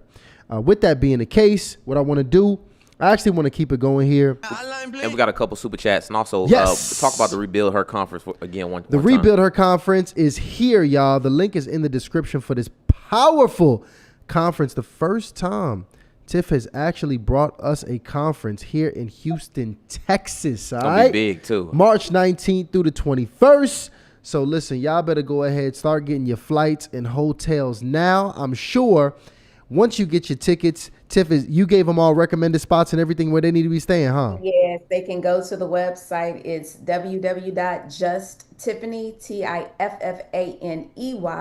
So we are in Houston. Houston is an amazing place to visit. I have yet to meet a person that has come to Houston that has not fallen in love with it. So it's a Facts. Oh great yeah. weekend. Check out the website. And I just want to add, Rebuild Her was it was literally birthed from a place where God rebuilt my life. That's why when I'm talking to women, I don't ever want to talk at somebody. We can always say what we would do, but you don't really know how you will respond until you get in the situation. And I lost everything. I lost my home. I lost cars. I lost my job. I walked away from a horrific marriage. And God finally looked at me one day. Well, in the moment in my spirit, I could just feel him saying, like, are you tired yet? Like, are you sick of the life that you're living? And slowly but surely, God took me on a 7 year journey and he rebuilt my life, spirit, soul, and body. And so this is what it's all about. Where we are right now, this is not where we stay. This is not somebody that's just talking to you because I am licensed in this or because, this is a good book that I've read. I am a girl where my testimony is God rebuilt me. So it's going to be phenomenal. It's a thing where the testimony means that God wants to do it again. So I'm calling on all those ladies that are looking to rebuild their lives and not go into another year being broke, busted, and disgusted. We got too much life in us. The God of the universe lives on the inside of us. So that's what Rebuild Her is all about. Absolutely. I that. love that. And So of course, the big dog is going to be there. Pastor James Edwards. You got Jerry Flowers Yeah. on the ticket. Christy Dobbins. One of our favorite. We got to get Stephanie K back, I man. know. I love Oh. Stephanie. gonna Yeah, be in the she's building. dope. And let me know if I pronounce this right. Is it Kosha Joseph? Dr. Kosha, absolutely. Dr. She's our Kosha. licensed therapist, and we are still dropping people. These are just our kind of the preliminary people that we have. They're all powerful speakers, but we will be dropping more names as the dates, as it gets closer to the date. Everybody has literally been handpicked by me. I have an amazing team where sometimes I think Char mentioned it. The thing is, I grew up in church. I took this long hiatus, my 20s. I didn't come back into the church until I was about 33. And so there's nothing really churchy about me. I understand that church is not the building, that I am the church, but I like to give people real life applicable steps because sometimes we can go to the altar, we can cry about it, we can have our head anointed with oil, but we can leave out of the doors and we can still be the same where there is no newness in us. We don't really believe that we're new creations. And so this is all about real steps where we're going to do the work. At some point, we can't keep crying about what happened to us. We've got to be ready to move forward because he who has begun a good work in you, he will perform it until the day of Jesus Christ. But you got to be able to get in that thing and let him do the work through you. So my journey, it took literally 7 years. And then once I got myself together, God allowed me to meet my amazing husband who has been ushering me into purpose. So I'm really excited about it. I'm so grateful that that Ty and Ryan will be a part of it. Oh yeah, that's my facts. favorite guest. That's my favorite guest. Right. That's gonna be up in the building. Putting us on. Shout out to the initiates dropping a super chat. Shout out to Janelle, member for 24 months, a true supporter right there. Loving 24 months. I mean, that's my sister right there. We 2 years rocking. 24 months. Facts. That's fam. Loving the new segments. Hi, Pastor Tiff. Or no, Hey. no, she No, put that's HI. HI. Love the new segments, HI. Okay, cool. Pastor, no, but this is good. Pastor Tiff is a wealth of knowledge and tough love. I love it. Shout out to Slave of Christ, sending over a couple super chats. Says, I think it's important to teach that you can file a divorce for any reason, but as a Christian, you also have to be aware biblically you are allowed to get are you hold on. He messed up. Hold on. Are you allowed to get remarried? A hard pill that many don't want to swallow who have been previously married. And unfortunately, with these marriages, and depending upon your understanding of remarriage and divorce, unless divorce is on the grounds of infidelity or abandonment or being a widow, you marrying again is adultery. So Slave of Christ come up with Hit y'all with some fire and brimstone. Go ahead, but go I ahead. hear that a lot from people. That's why I love that I serve a relational God. And I'm in this moment that the Bible talks about what God has put together, let no man put asunder. Many times God doesn't put it together. We put it together in our brokenness, and then we stay in relationship with someone, and it's awful. I am pro marriage. I believe that God has the ability to come in and make things work. But I'm also a person that understands responsibility. And sometimes I put myself in stuff that I had no business in it. And I'm so grateful that I had enough boldness and courage to be able to say, God, I made a mistake. And from that, his faithfulness, his grace, his mercy has kept me. Yes, he hates divorce, but he loves this divorcee, and I got fruit to show. Big facts, big Oh, facts. I like that one. that's how you slick throw some shots back at Slater Christ with some class. I like that there. We got any more? We got any more there? No, that's the super chats. Yeah, that's it. All right. I believe I read the last one. Guys, keep sending up your super chats. And this is the thing. I know some people are even a little bit intimidated about coming on anonymously. So if that is you, that is okay. You can send over your super chat for Pastor Tiff, and we will absolutely make sure she addresses any questions or concern you got. You can put in a long super chat, short one, it don't matter. But if you got a question for Pastor Tiff and you apprehensive about coming on even anonymously, then go ahead and send that on the super chat and we'll read that. Absolutely. And also remember, the Teach the Game submission form is right below. All right. Also, let's go ahead and keep it moving. All right. It looks like we got KT backstage. Let's bring KT up on stage. All right. So, KT, I need you to take yourself off mute so we can hear your voice. What's up, KT? I think KT's still muted. KT might be still muted. She gonna get it right. So we're going to have to, if KT's not ready, we're going to have to move to our sister Marla back there. Marla, go. Let me see here. KT left. Marla's back. Okay, Marla, you with us? I'm here. What's up, Marla? Welcome to the show. How you doing? Hey. Good. How is everybody doing? We are blessed, Marla. We glad to have you. All right. So listen, we're gonna go ahead and we're gonna navigate this one efficiently because the show is going here. The show is running. I want to make sure we get to the meat of it as soon as possible. First off, can you give us your age and your location to the best of your ability? Yeah, I'm 45 and I'm in Ohio. Okay. 45 in Ohio. Give me that synopsis. What's the situation? Okay, so my question is, I guess I'll start off like this. I'm a mother who I lost my daughter, and I lost my daughter to suicide now just turned 3 years ago. And that loss, obviously, it changed the entire direction of my life. I'm trying to understand over the past few years what God wants me to do with all of the pain that I have from that, my grief, my resentment, my relationship wounds, and the parts of me that are still trying to heal.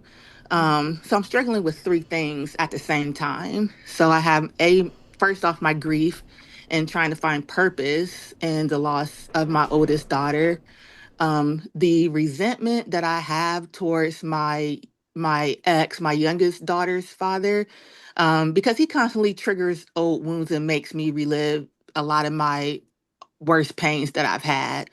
And then heartbreak and fear after a man that I recently trusted, and I was blindsided emotionally, and it's now made me just doubt my ability to choose healthy relationships. So I know what people say, and I tell myself, like, you got to vet better, got to ask questions, got to be more discerning.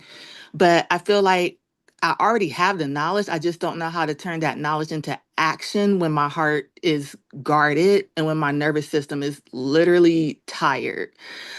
So basically, how do I take everything that I've gone through, my grief, my resentment, my heartbreak, and understand what God is trying to teach me so that I can move forward or move towards forgiveness, heal my heart, and trust myself again in dating? And then how do I apply what I know when fear keeps getting in the way? Marla, the first thing I want to give you, I wish that you were here.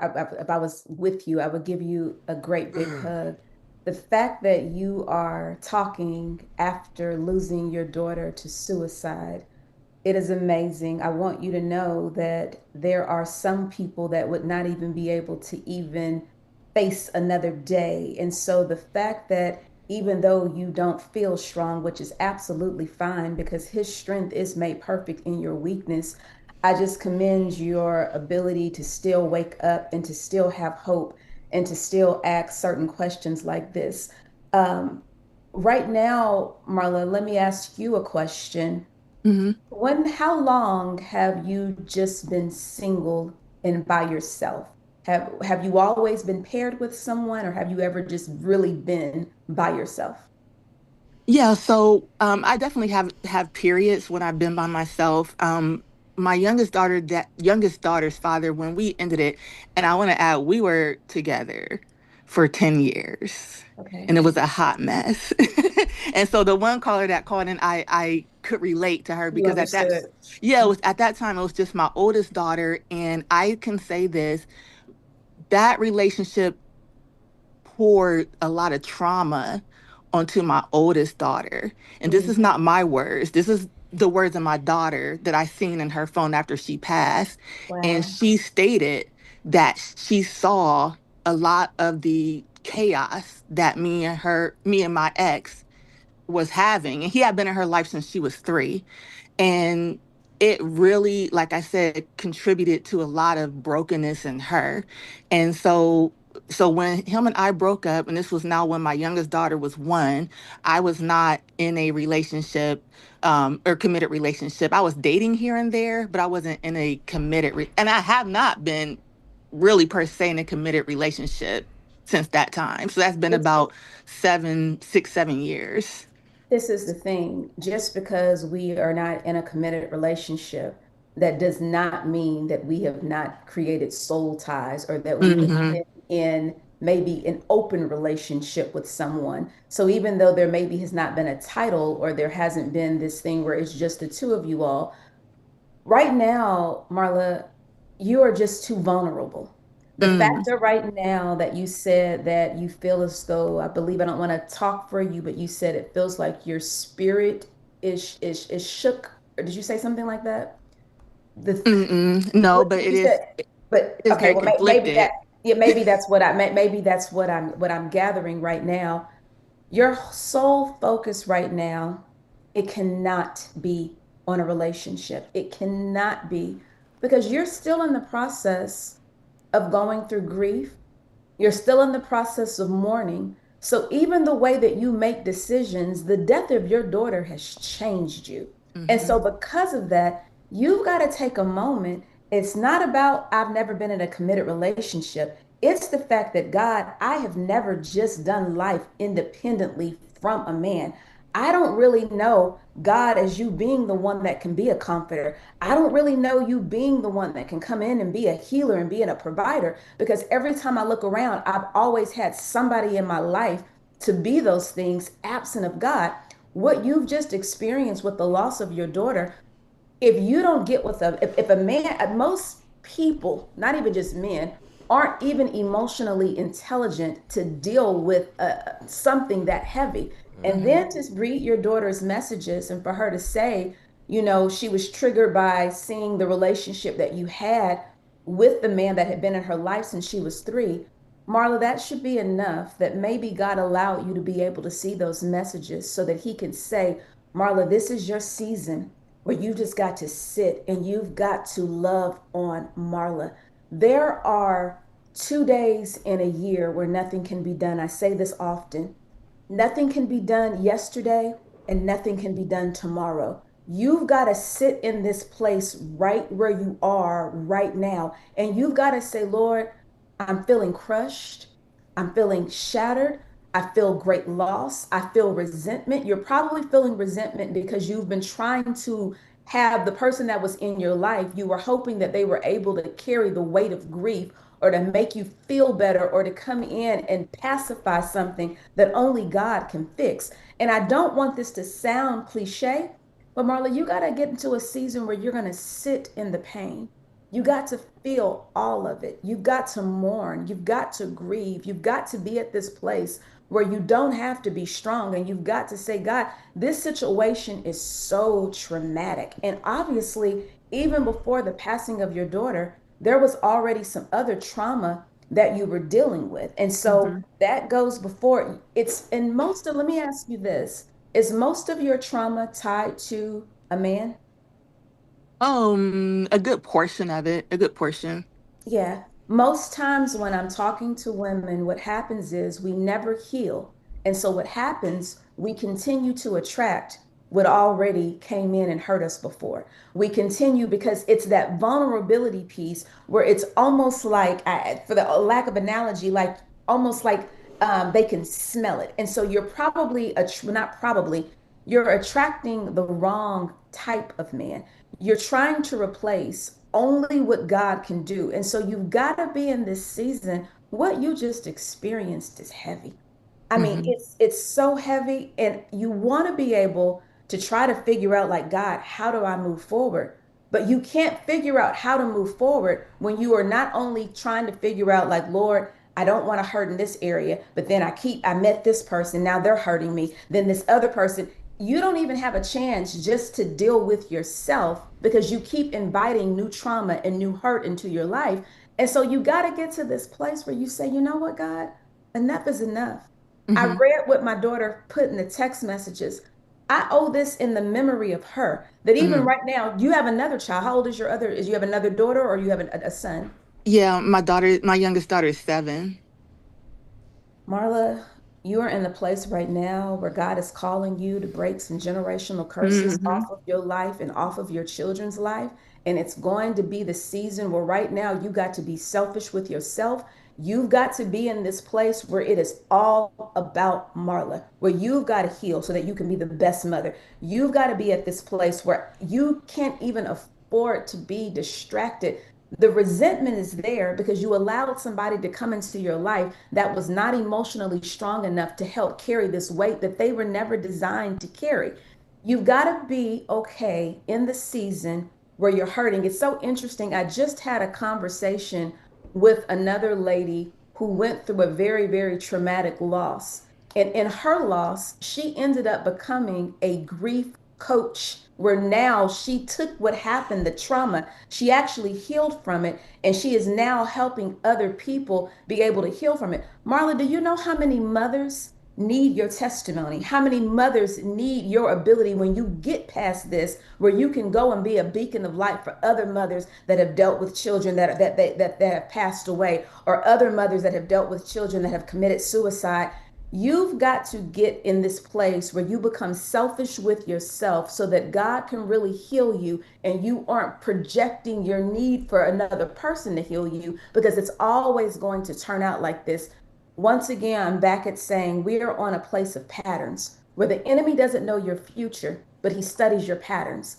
He Mm-hmm. knows the things that you like. He knows that there are probably times where you feel lonely and you need companionship and you are, this weight just feels so heavy. God, I lost my daughter. You're looking for somebody to come in and help you carry the load. And what I love about God, he's not going to allow another man to come in and be an idol. He wants you to choose him. And so, my prayer for you is, you're saying you're trying to figure out how to grieve, how to work through resentment, how to work through heartbreak. All of those things right now are where you've got to be at a place you're too vulnerable. You shouldn't even be going through a heartbreak right now, because it I should not know. even been somebody that you allowed in your life right now. The resentment piece is something that God is going to have to get deal with you internally, where maybe there is some unforgiveness. Marla, it's even normal for you to be mad at God right now. Religion Mm-hmm. teaches us that, oh, you can't ask God questions, or God is not petty. The fact that you lost your daughter to suicide, God is prepared to deal with those heavy questions. He can handle your resentment. He can handle your anger. You've got to stop. You're looking for mechanisms to give it to somebody else because the weight is heavy. You are basically, what you didn't say, you're looking for a man to help you hold this heavy emotional baggage that you're carrying. It's He's not designed to do it because you're trying to replace what only God can do. You are much stronger than what you think. You are on this call after losing a daughter. I want you to love yourself enough to say, you know what, God, in this season, I'm going to make this about me. This isn't about a man. This is about me properly grieving and mourning the loss of my daughter. And I've got to make some better decisions because I got generational curses to break for my daughter who's still living. Mm-hmm. Okay. There you I will go. say, I will say that I just want to Hey, say Yeah. Go ahead. Go ahead and get your closing statement in here, Marla. Yeah, I would want to say I've been working on the healing aspect of it, and yeah, I think just the resentment, like I said, from my youngest father, however I'm trying to say it, it was just he helped me raise my oldest daughter, and during that whole process of the funeral and so forth, it was a lot of abandonment, and it's I have we co-parents. I constantly have to see them, and so the wound just keeps getting reopened again, and I know as a Christian, I need to forgive. Marla, And when check this the out. He did not have the capacity that you were looking for. He was mm, only able to give you what he had. And if he had nothing to give, that was as much capacity that he had. Sometimes we try to get people to give us something that they just simply don't have. The same way you lost your daughter, I don't know his relationship with her, but he lost a daughter too. Grief changes people in a way where maybe in the moment he did nothing because he did not know what to do. And I'm not even making an excuse for him. But what I'm saying is, if you keep resenting him because you were wanting him to give you something, you are making up this false belief that he withheld something from you. He didn't withhold anything, he didn't have anything to give you. He didn't have it. So sometimes we get mad at people for not being who we need them to be. But the truth of the matter is they're being all that they can. All that they can be. They just don't have the capacity. And so what will happen is you will go and try to find another person that maybe has the capacity, and then you'll go into another heartbreak because what you're looking for right now, a man cannot give to you. okay. Thank you I so much, appreciate Marla, for it. coming up on here and sharing here with us here tonight. I was going to close it down here and wrap it up, but I might have a brother here. Let me check to see if this is a brother here. Okay, good. I think we got Tony. Let's see if this is a brother here. Tony, can you take yourself off mute? Yes, sir. How y'all doing? What's up, Hey, Tony? I'm blessed. Tony, how you doing, bro? Everything good. Normally don't do this, but I know I'm gonna go to therapy soon. But this is a great start. Y'all got a great podcast. I even watched this with my wife a couple. wow. We appreciate I you, love Tony. that, bro. Man, glad you called in. Very Yeah. excited about that. Got the fellas need representation because we got issues to deal with as well. For sure, bro. What's your age and location? Tony, you there, bro? I think something going on with Tony's internet here because it looks like he's still backstage. Just cannot hear him, Tony. I can't hear you if you're speaking. Not sure what's happening. We're going to have to put my brother Tony on hold back there. Drop Tony in the chat. What I want to do while Tony actually is going ahead and getting right, I want to let you guys know right before this is over here, guys. We got a couple weeks, probably about 1 or 2 weeks left before we stop taking applications. Me and Ryan are helping a few creators, actually only shooting for 10 creators, a small group, helping y'all get y'all YouTube channels all the way together. We helping y'all grow those joints. We have absolutely put together formulas that have helped us and many other creators get to a point of growth. So if you stuck, you confused, you don't know the next steps, that is right there in the description. You can go ahead and fill it out or send it to somebody else that you know needs some help. And if you qualify, we'll go ahead and give you a call and take care of you. It looks like, man, we lost my brother Tony in the back. Not sure what happened to Tony. Let's close it out here. Let's close it out here with Terry. Terry, you here backstage? Last call here for the night. Terry, if you are here backstage, go ahead and take yourself off mute and we'll pop it off. Yes, I'm here. All right. Terry, thank you so much. What's your age and location? I'm 38 and I'm from Alabama. Oh, I hear it. Yeah, me too. I hear that. All right. She sound like Pastor James. She sound like Pastor James. My husband's from Alabama too. There we go. Terry, what's your situation? Well, I'm a single mother. A little apprehensive about dating. I've been married 2 times and I've been divorced for 5 years now. I've been going through an abstinence journey for the past 2.5 years. I'm wanting a date, but I'm trying not to be tempted by my flesh. But I wanna find somebody. I've been taking this time to get closer to God. I've been studying the Bible, going to church on Sundays, and I'm trying to get my family back on track. But being single is very lonely, and that's it. That's it. There you go. And you know, it's interesting because I don't know if this came in. Man, this super chat just came in, and it reminds me of the question that was just asked. Pauline just sent in the super chat. She said, "I've had a couple long-term relationships, 10 years with my ex and 8 with my current. I want to be a wife. I'm tired of being a girlfriend. How do I get to the next phase? I don't want to die in fornication." So these just reminded me. These almost seems like similar questions kind of coming in at once. Let's start with Terry here, Pastor Tiff. How do we respond? How do we respond to our sister based on what she just said?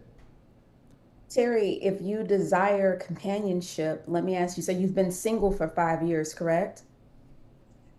Been single for 5 years, yes, ma'am. For 5 years. And let me ask you this, have you been doing the work where you are now saying you desire to date? I guess you desire you desire to get married as well. You desire to be a wife. Right.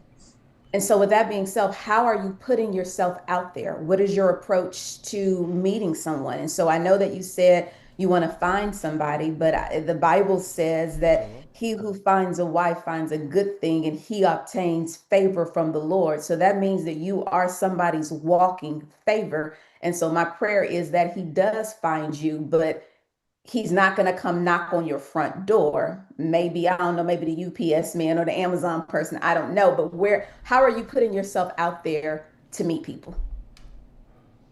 Well, I get out. Mm-hmm. I'm really not. Where are you going? Well, I don't. I mean, I go to the grocery store. I spend a lot of time with my grandmother. So it's really not looking for anybody. Mm-hmm. It's just, I'm just here and I'm just waiting. I don't know. This is the thing. I talk to more single women that say they desire companionship, they desire to be a wife, but they don't do anything. They don't go anywhere. They don't. I mean, how is he going to meet you? Have you ever thought about online dating? So I'll give you my testimony because God wants to do it again. I met my husband online. I had gotten to a place where I was no longer going out. I wasn't the girl that was going to be at the club. I just was I was a homebody. And then I started putting myself out there online and I did meet somebody. If you feel like you've done the work and you are a wife and you really desire it, I would tell you, yes, pray about it. God hears your prayers, but you've got to also be proactive in that. You've got to put yourself out there in order for someone to be able to say like, "Hey, Terry, how you doing? I want to take you to dinner." It has to happen. It's got to be a two party. It has to work both ways. You got to present yourself so that somebody can come in and be able to find you, because he's just not going to come and just knock on your front door. So I think, Terry, that it's possible, but spending time with your grandmother, I got the grocery store, but you may have to do things like take yourself to dinner, spend more time going out and doing things, try to figure out what app can you get online, post pictures of yourself on social media, nice pictures of the type of person you want to attract. You never know, because it still goes down in the DMs, but you've got to put yourself out there so that you are able to, so somebody can see you so they can approach you. It's not rocket science. Everybody wants this great answer, but the truth of the matter is we meet people through doing life. And so if I'm just constantly closed up in a place and I'm not out there, how do I ever get to do life and actually meet people? You got to meet people while you're on the journey, and you've got to put yourself out there. Terry, go outside. All right, go outside. And let me tell you, send us an email when you go outside and let us know how outside is. It ain't so bad. Sometimes it's hot, sometimes it's cold, but you got to go ahead and get up out there. So big shout out to my sis Terry. In fact, I think my brother, I think Tony came back in here. Tony, let me know if you back here now. Take yourself off mute. Did we get it fixed? Yeah, I'm back. My fault. My phone died, man. It's all good. It's back all good. in action now, Tony. And just so I can make sure we understand it, Tony. What was the age and location? My age is 32. Location from Baltimore. Baltimore. All right, brother. What's the situation? Yeah. All right, so I definitely need to go to therapy, but I respect y'all podcast a lot. So this is kind of like my first time calling and doing this. But I've been married since 24. So we've been married for 7 years. You feel what I'm saying? It's been a lot of ups and downs. You know, we had a good village that support us and stuff like that. It's been amazing. But as far as like our connection, our compatibility, character, and stuff like that, sometimes I feel like it was kind of like rushed. You feel what I'm saying? And it's been a lot of big problems that then came from that. And I'd say like the main thing besides like sex and all that would be like the connection. Um, I don't like labels and stuff like that, but I kind of consider myself or align with sapiosexual. I like, intellectual conversations and stuff like that. My wife more so like creative. She thinks surface level and stuff.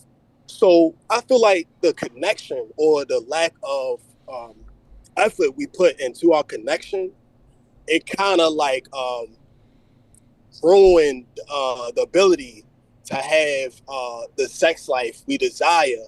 Because at the end of the day, we got like 3 kids now. So normally, I try to take 100% accountability. It's just a healthy way I try to look at things. So when I take 100% accountability, I think of things like long suffering and being a sacrificial lamb as a husband. So I wanted to come to you guys and figure out, how can I stay patient, graceful, and be more gentle with my wife, in the season of, we got young kids and we still trying to build a connection and make sure our relationship is in the forefront. Let me ask some questions here real quick, Tony. Sure. Just to confirm for everybody, how long have you guys been married? 7 years. I've been married since 24. I'm 32 now. Was the connection ever really tight at any point in time in the relationship? So like, I ain't trying to say it. So in the beginning, I like diving deep and asking a lot of questions. But I think the more questions I asked, the more she put like her guard up. You feel what I'm saying? So I really couldn't get to the bottom root of things. Now this was like kind of like a crush. You feel what I'm saying? Like I'm not to sound like young or nothing like that, but like I was like really fascinating this woman. You feel what I'm saying? So I wouldn't say I like ignored red flags or nothing like that, but I just didn't really do my best with eloquently explaining to her in a comfortable manner on how she can be open, so she can just let me know, hey, I'm going through this right now. I'm going through this right now. This and the third. I think the main issue in the beginning was she wanted to be a born again virgin, right? She's a preacher's daughter, lover, father, and everything. But it's like I always knew, I had a thought that it was something beyond this born again virgin thing. And once I found out about it, you feel what I'm saying? It kind of like just felt devastating. And then after a while, it was just like a trickling effect of, more and more problems that persisted from us not going over, character alignment, the compatibility level, and etc. The basic, the foundation. I feel like the foundation isn't firm enough. Hold on. So, because that born again version, that threw me for one real quick. So let me ask you this. So have y'all ever been able to have these kind of conversations that you like within your relationship ever? I really, I'm not going to lie. Like in the beginning, she kind of like held me to the fire on a couple things. Like, say for instance, she asked me like, hey, how many people do you talk to? Or we was like working at Amazon at one point. She was like, how many girls do I have to worry about in the building, this and the third? And I was like 12, but I thoroughly explained like, hey, I'm not sexually involved with any of these women, I'm not playing with these women hearts, nothing like that. I just wanted to like be thoroughly open and explain to her exactly specific numbers. So that way, just in case I leave out anything and now a woman looking at us crazy while we walk in the building, anything like that, now she's looking at me like, nigga, you lied. You know what I'm saying? I'm my fault. I ain't mean to say that. You good. You good, bro. You talk how you talk. So it's like I really feel like I've been doing my best, like trying to get down to a deep conversation, and I feel like she's not just that deep person. She's kind of like surface level. There's nothing really wrong with that, but I have a troubling time trying to align with that. And that's where a lot of the confusion and a lot of the turmoil kind of came from, for real. So have you started dealing with other ladies because of this? Yeah, after 2.5 years, I ain't gonna lie, like it was a lot of Instagram games, and it's unfortunate because I kind of told her before, the woman, and my ex was very beautiful. My wife is like super beautiful, and of course they gonna get attention and all that on social media and stuff. It's just the entertaining part and all that. That really like gets under my skin, because then you like bring it to their attention or whatever, knowing if I were to do it, they'd be upset. And it's like, oh, it's just Instagram. It's just Instagram. And it's just that surface level thing where it's like, everything has a reason. So after time and time again, she was dealing with exes and stuff like that. And not dealing with, but like communicate with talking to them, opening up to them, stuff like that. I told her I'm not really fine with that. Like, that's like one of my boundaries. You know what I'm saying? I told her in the beginning, before we even got into all this, but I guess that's just the honeymoon phase. Hold on, Tony. Tony. Go ahead. Yeah. No, your phone just so cutting your out phone, a bit. But I do want you to be brief and brilliant with the responses too, because my fault. Yeah, we can't get all the details, so we just got to get a bit. Have you started going off and getting into? Like, let me answer that. So after 2.5 years, around the time we had stimulus checks and all that, she went to Jamaica. Right? And when she went to Jamaica, right, I'm like, yo, I'm paying 100% bills, we could have used that for something else. So she ended up going. We had a conversation. Tony, listen. Hold Tony. on. I think it's the way you. I think you it's gotta no. keep your phone in the same place. Yeah, that's because what it is. I think you're moving your phone around. We can't hear you. No, hold on. We're gonna get it right. Right, Tony. What the hell is going on right now, Tony? You getting farther away. No. It's the other way you had it was better. Change your speaker setting or where it's at, because I think you probably connected to something different. Let me see. Speaker. Right here. This good. There you go. This good. My fault. Maybe I had it too close to my face or whatever. But so basically, she came back from Jamaica trip and patted me on my head. We was talking everything. I'm like, yo, I'm good to you. I've been faithful to you, everything like that. And she was like, yeah, you a good boy. That's why you're not gonna cheat this on the third. And she patted me on my head. And I ain't gonna lie, that was like the breaking point. And I decided to reach out to somebody. Then after a while, she started pressing to see me. I was like, nah. And then after a couple of weeks, we decided to see each other, and then one thing led to another. You feel what I'm saying? So I definitely had fidelity, and I've been in the doghouse for a little minute for real. I understand how that takes a lot of time to heal from. So I've been definitely keeping that into the fact of everything as well. Okay. So real quick. That's it though. Go ahead. Y'all still live together? Yes. We married. We married with 3 kids. Okay. And right now, has intimacy also gone way left? Is that still happening? Yeah, it's not way left. It's not like sexless, but it's like, you know what I'm saying? It's like nowhere near what I would like. I get it. You know what I mean? And outside of entertaining, at some point when she was entertaining those other men, has she actually stepped out as well?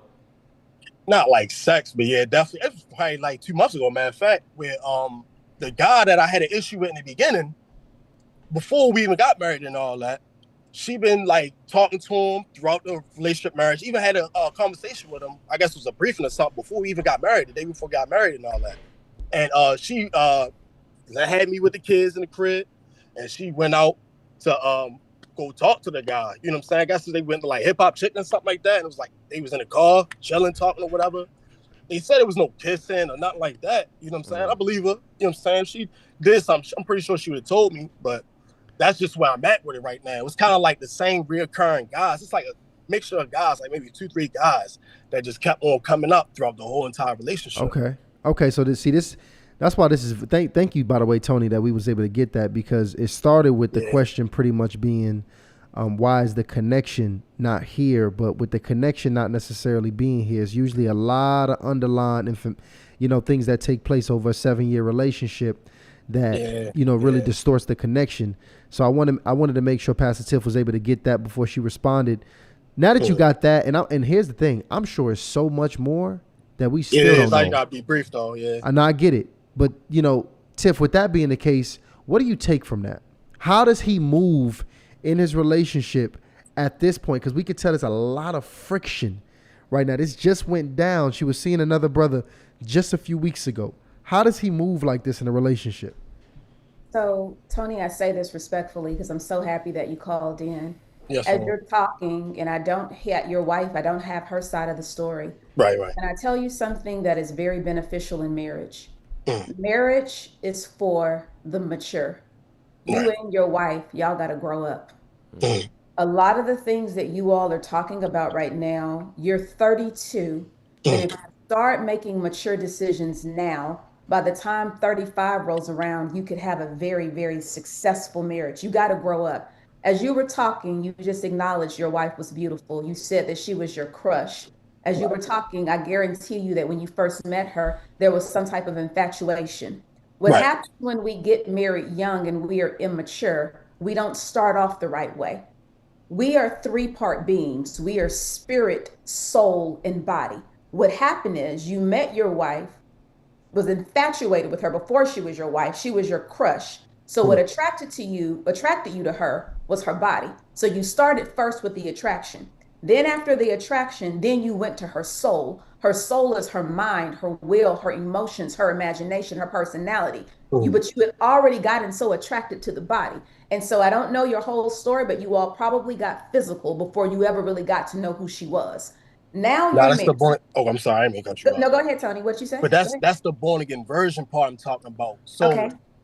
I'm really not that type that's like, oh, she bad, Anita, this, that, and the third.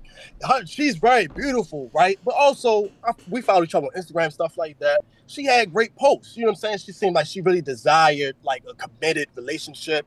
Her father's a preacher. She grew up Tony, in the church and everything like that. So it can was I it was ask you a that too. question? Yeah, go ahead, go ahead. Did you sleep with her before you married her? Oh yes, yeah, yes. Yeah. So this is what I'm saying. Mhm. A lot of times we've got to take responsibility for our actions. You met her and she was saying a lot of the right things, and I'm sure you were probably saying a lot of the right things too. But now you all got together because the attraction was there with the body.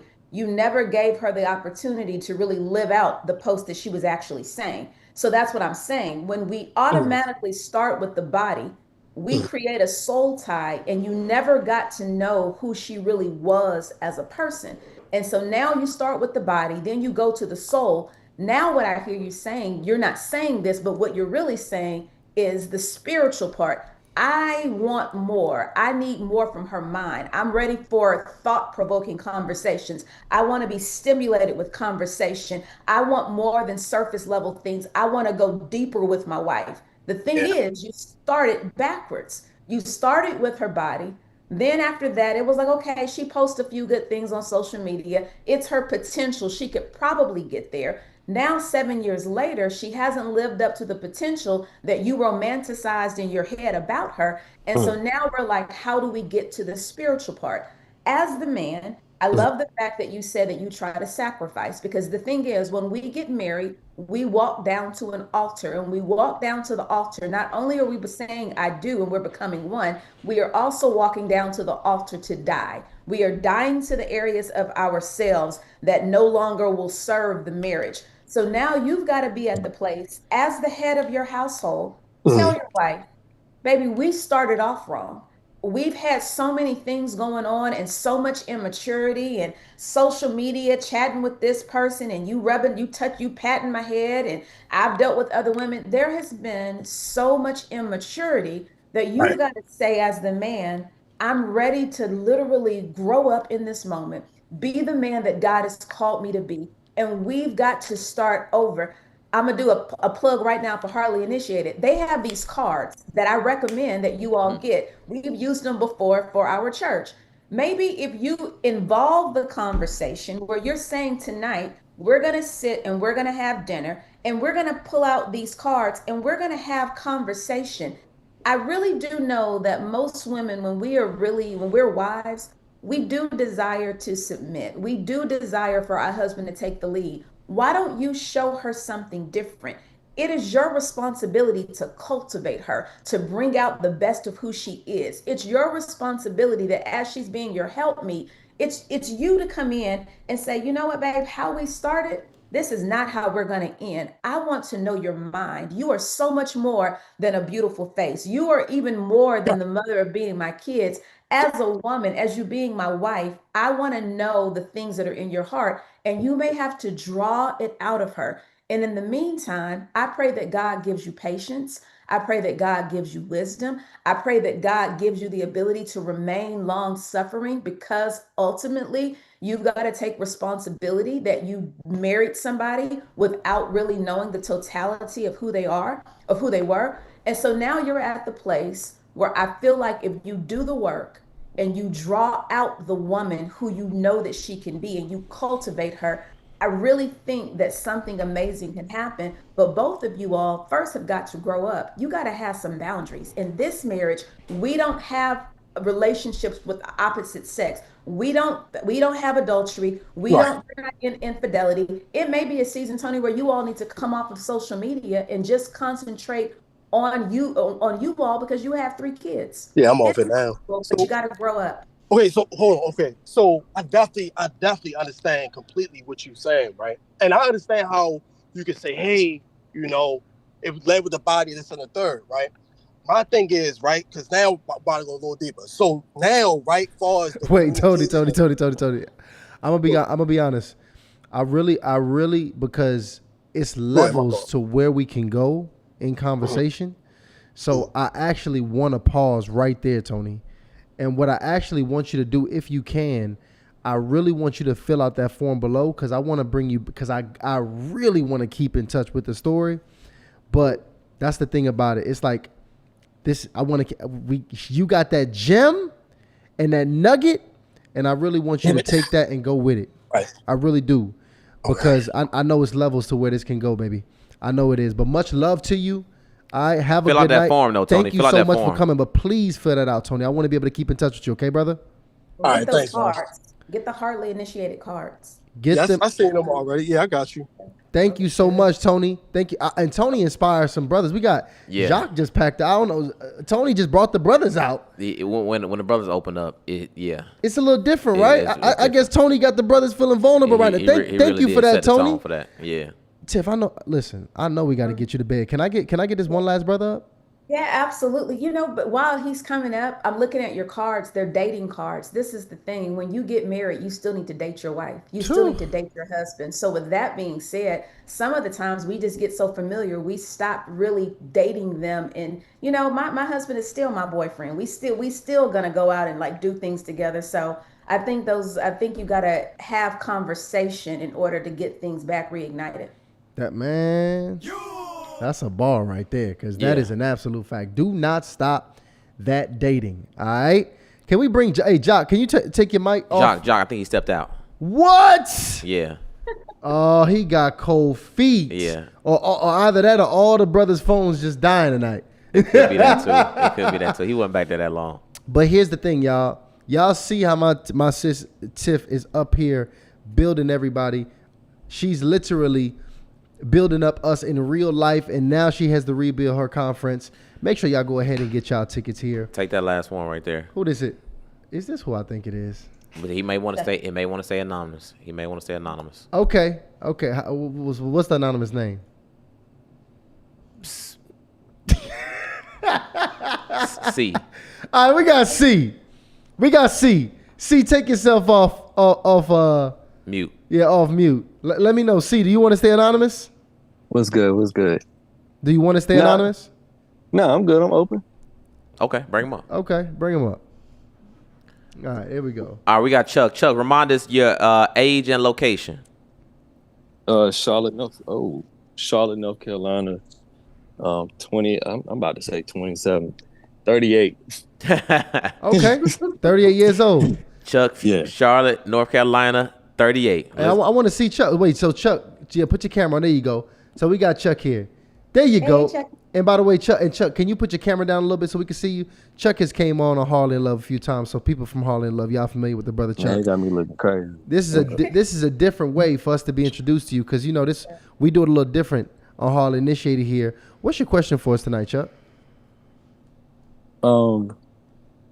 So I've been divorced for 2 years now. Before I ask my question, May I make a statement for the brother that just called in? No, we got to get your question. Yeah, we got to yeah, get your yeah, question, yeah. Chuck. We got Okay, Pastor okay. Tiff doing the healing tonight. Gotcha. Well, I was well, my issue is that so I'm back in the dating scene now, and that I grew up with womanizers and the whole bachelor setup, and so now I'm going through dating again, but now so like okay, how can I say it?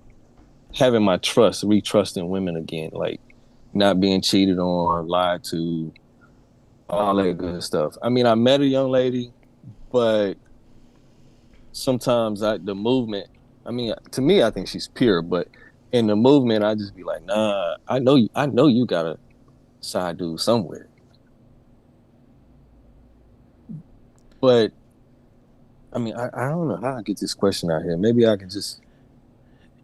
Wait, Chuck. I think I know the question because I think like it's a lot of us. Right, I agree with you. Once you done had a past whole life yourself, you pretty much got your skepticism lens on when you dealing with every woman that comes ahead of that life. You questioning the character and the integrity of every woman that you encounter, which really, throws off your trust to be able to build with a woman. So how do you? I think you asked it, Chuck. You said, how do you trust again when you come from that life? What you say to that, Pastor? Yes. Tiff? Hey, Tiff, are you there? So, Ty, your Wi-Fi, something is freezing. I see some freezing going on as well. Can you hear me? I can hear you. Can you hear me? Mic check. 1, 2, 3. Chuck, can you hear me? Yeah, I can hear you. Okay, so Chuck can hear me. I actually think it's Tiff. Yeah, she'll come back on. Yeah, so Tiff, we gonna get you right, Tiff. Well, now I mean you, like you said, a lot of us have that problem, and For sure. you recently married. How long you been married now?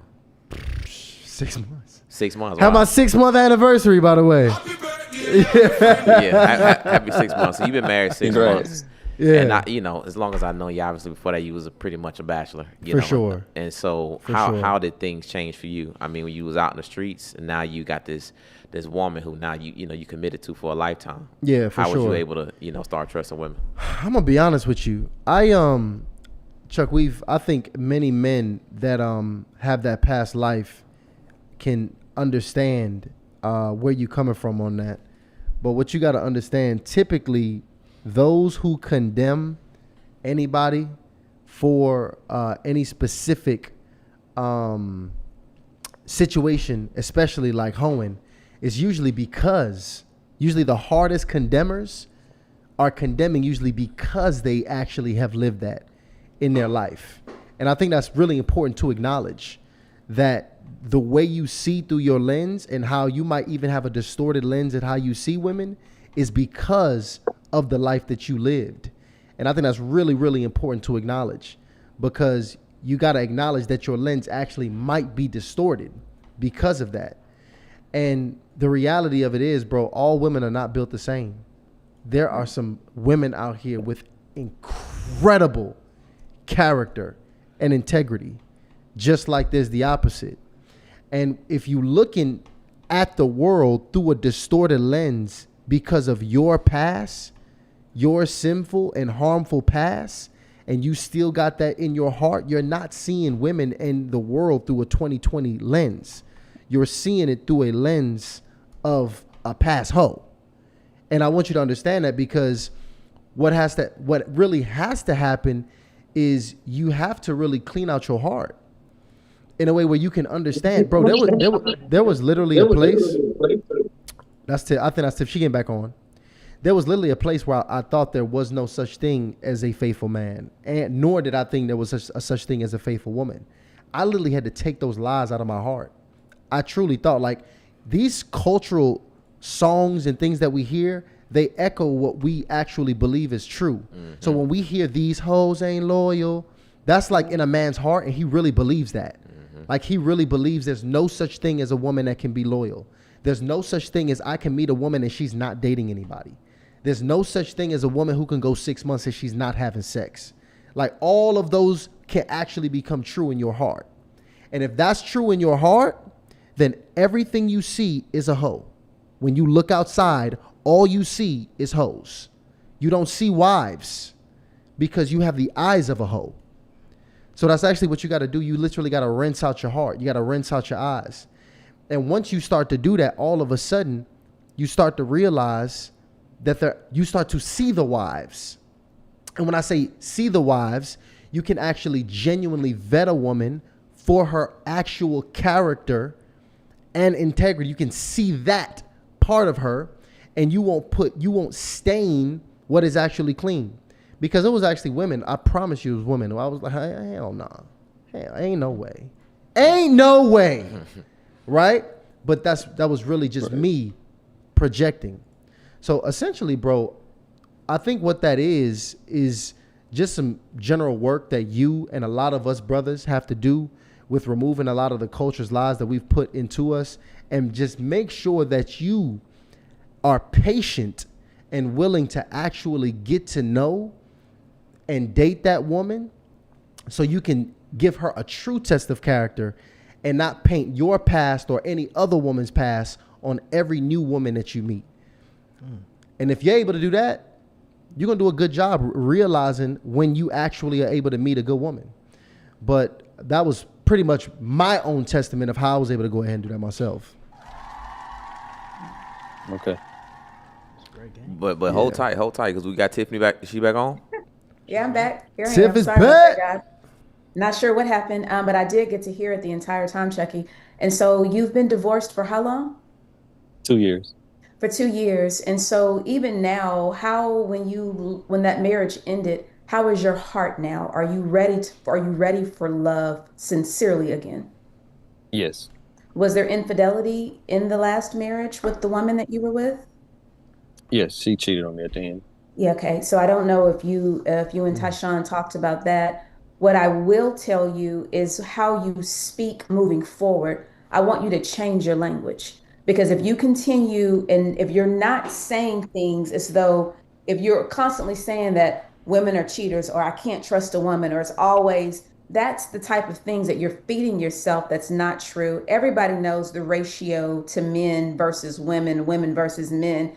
Chuck, I promise you, there are so many amazing women that really desire to be a wife, that really are walking favor. And so what the enemy will try to do is not want you to have a helpmeet in your life. He doesn't want you to have favor. He doesn't want you to be able to rebuild and have a beautiful life with someone. So he will take your past experiences, your past trauma, and he will try to project that on what's going on in your future right now. So my prayer is our brain has the ability either to remember or imagine. I don't want you to remember so much of all the things that hurt you, but I really think you need to imagine a life on what you want your wife to be like. What is God desiring for you? And the woman that you're dating right now, she could be an amazing woman, but if you keep projecting what happened to you, if you keep projecting what was rather than really imagining the possibilities of what could be, you could really be robbing yourself of a great future. I think what Ty said is amazing. I think that he was supposed to answer that from a male's perspective, but I'm telling you, as a woman, I'm so grateful, and I take so much pride and honor in being respectable and loving my husband. And I do believe beyond a shadow of a doubt, there is a woman that wants to love you, that wants to be good with you, that is going to find so much pleasure in being your rib. You just have to speak that into existence and spend time with God and imagine what your life could be like if you stop looking back and start looking forward. There it is. Thank you, Chucky, for coming up on here and Appreciate chopping you, it up with us. That was a great question and way to close it out for us here tonight. Everybody understands Thursday nights, Teach the Game Thursday, 7 p.m. This is how we doing it. You want to go ahead and join, click that link below, and you can go ahead and sign up. Man, shout out to everybody who just continues to support. Wendy J just went ahead and became a member of the Harley initiated YouTube channel. Shout out to everybody with that logo next to their name. That means you support us. Shout out to everybody that has any one of our products in your home. Tiff talked about the Harley and Love cards. Some of us got the Renew the Mind journals. Some of us even got the Fight the Flesh bracelets. Some all of of us those got are how all you three. contribute. Some of us got all three. And That's the power pack. And listen, we are absolutely powered by you guys. So every donation that you've ever sent has helped us recruit the next guests, keep the lights on in the studio, feed our families. So thank you guys for all that you do. These are all the ways that you can support. If you would like to continue to donate and you support the campaign and the mission that Harley initiated is on a day-to-day basis, we appreciate you guys and always looking to continue to do it bigger and better. And we got to support the people in the culture doing it as well. Just like Tiff with the Rebuild Her conference, y'all go ahead and want to get y'all those tickets tickets. ASAP. Yeah, y'all definitely want to get those tickets early. We listen. You get them now, you put your money to the side so you're going to be ready for March. So she's giving you more than advance notice so you can go ahead and get your ticket for this conference. Facts. It's November 13th. The conference is in March 2026. So there's really no excuse, guys. We're going to see y'all there. And, man, we have a good time. We have a good time. Ryan, Yes. I don't know how y'all want to do it, but I want to throw out 2 tickets right now. However you all want to give them out, I'm going to give away 2 tickets right now to however y'all want to do it right now. We got the giveaway form active? Yep, I'm getting ready to drop that now. So we got a giveaway form, okay, on there. So go to the giveaway form. That's going to be in the description. If you're watching it on the replay, it'll already be in the description. And we'll try to drop it in the chat here. Ignore whatever pictures on the giveaway form. I was just about to say that because it was unexpected. This is unexpected. So ignore whatever is on there. All we're going to do is just look at the date that you filled it out. So obviously if you filled it out between today and tomorrow, and we'll just do it for a couple days. You know what? We'll announce the winner on the next show, which will be Monday, because we got a very special show on Monday. Absolutely. Matter of fact, man, let's do it now. Let's do it next Thursday on the next Teach the Game. Next Teach the Game, yeah. Okay, next Teach the Game. We'll give them 7 days. 7 days. Okay. Yeah, excellent. we'll give them 7 days. So we'll announce the winner at the top of the episode for next Thursday. And next Thursday is going to be incredible as well. We got the illustrious Dr. Spirit joining us. And, man, Dr. Spirit going to have somebody in tears and in full transformation. I love her. I love Dr. Spirit. Yeah, she's incredible. She's incredible. truly in her God-given work. We got to connect you with Dr. Spirit, too, because if we haven't done it already. Oh, my gosh. That would be incredible. Absolutely. That's what we do here. Man, much love to everybody in the chat here tonight. Y'all let us know. Give us feedback on the show here in the chat. If you got blessed from this one, drop a blessed in the chat. If you want to give us a little bit more, we always are interested in your feedback. We got a bunch of special episodes that we're going to bring you guys next week. So you'll see a surprise live from us on Monday and Wednesday night. So on Monday, just keep your notifications on and stay ready. We can tell them what we got going on. So next week is really jam-packed. I think we got 3 live episodes next week. Yeah. On Monday, we got KB from the most recent season of Love is Blind. Yes. As well as Edmund. We got both of them. Was that for a surprise?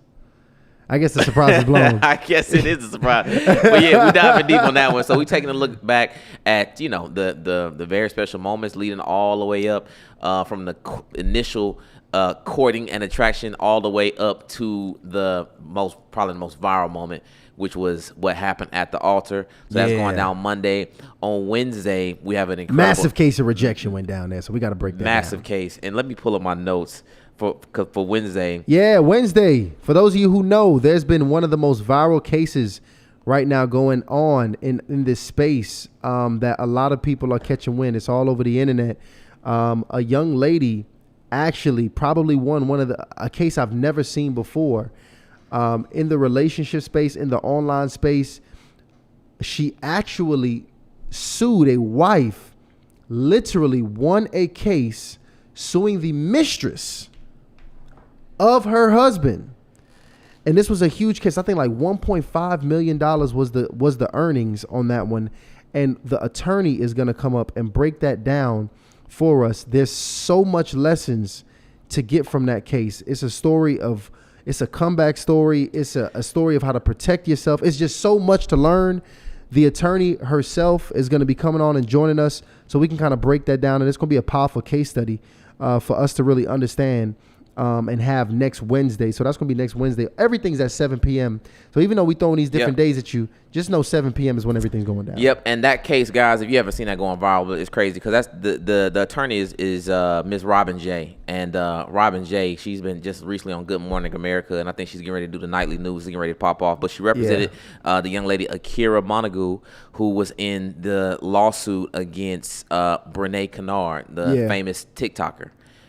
Scandalous situation of infidelity, cheating, the whole drama laid out and really played over the course of a few years, and a lot of it was even online. Yeah, it was. And we're gonna have her on to break down the case in its entirety, the entire situation, and really give us some context to really what precedent this has set. Yeah. Because she literally won a lawsuit over close to $2 million. Suing the mistress of her ex-husband. So all y'all women out here dating these married men, y'all better be nervous. Yeah, so she's gonna, I'm telling you, so she's gonna break it down, what we need to watch out for, how we need to protect ourselves, how you properly, from a legal standpoint, enter and unfortunately exit a marriage. And man, this young lady is highly educated and successful, and she won. Yeah, which is big. So we only bring winners. Yeah, but this is gonna be incredible. Yeah, it's gonna be a lot to learn from that and unpack. So that's gonna be happening. And Teach the Game is still happening next Thursday too. So we're gonna be working next week, y'all. So much love to you. We'll be seeing you guys all next week. Y'all already know, Pastor. If you got any last words, because I was about to go ahead and hit my outro. But you got any words on your heart that you want to hit the people with before we get up out of here? I feel like every person that called in tonight, there are people that need the spirit of courage and boldness to break cycles. Everything is just consistent patterns, and we've got to be willing and wanting to do the work. And so we can call, we can get information, we can talk to people, but if you aren't really ready to do the work, this will be a conversation that we're having next year. So that is my prayer for every single listener, to every single person that's on the call, that have the faith to make the bold moves that you need to make, because time is of the essence. Don't wait till 2026 to get it right. Get it right now. Make the hard moves, have the hard conversations, be real with yourself, and pray for the spirit of boldness and courage. There you go. Pray for the spirit of boldness and courage. Pastor Tiff, I think I'm in the chat right now. I just got a text. It looks like my mom and her husband want to come out there too, so I'm gonna tell them. Oh, nice. Yeah, I'm gonna tell them they need to buy a ticket though. Ain't no handouts around here. Matter of fact, Mama, fill out the giveaway. All right, fill out the giveaway for them. You might win. All right, so go ahead and get that done. Y'all already know how we do it. Hardly initiated. We are out.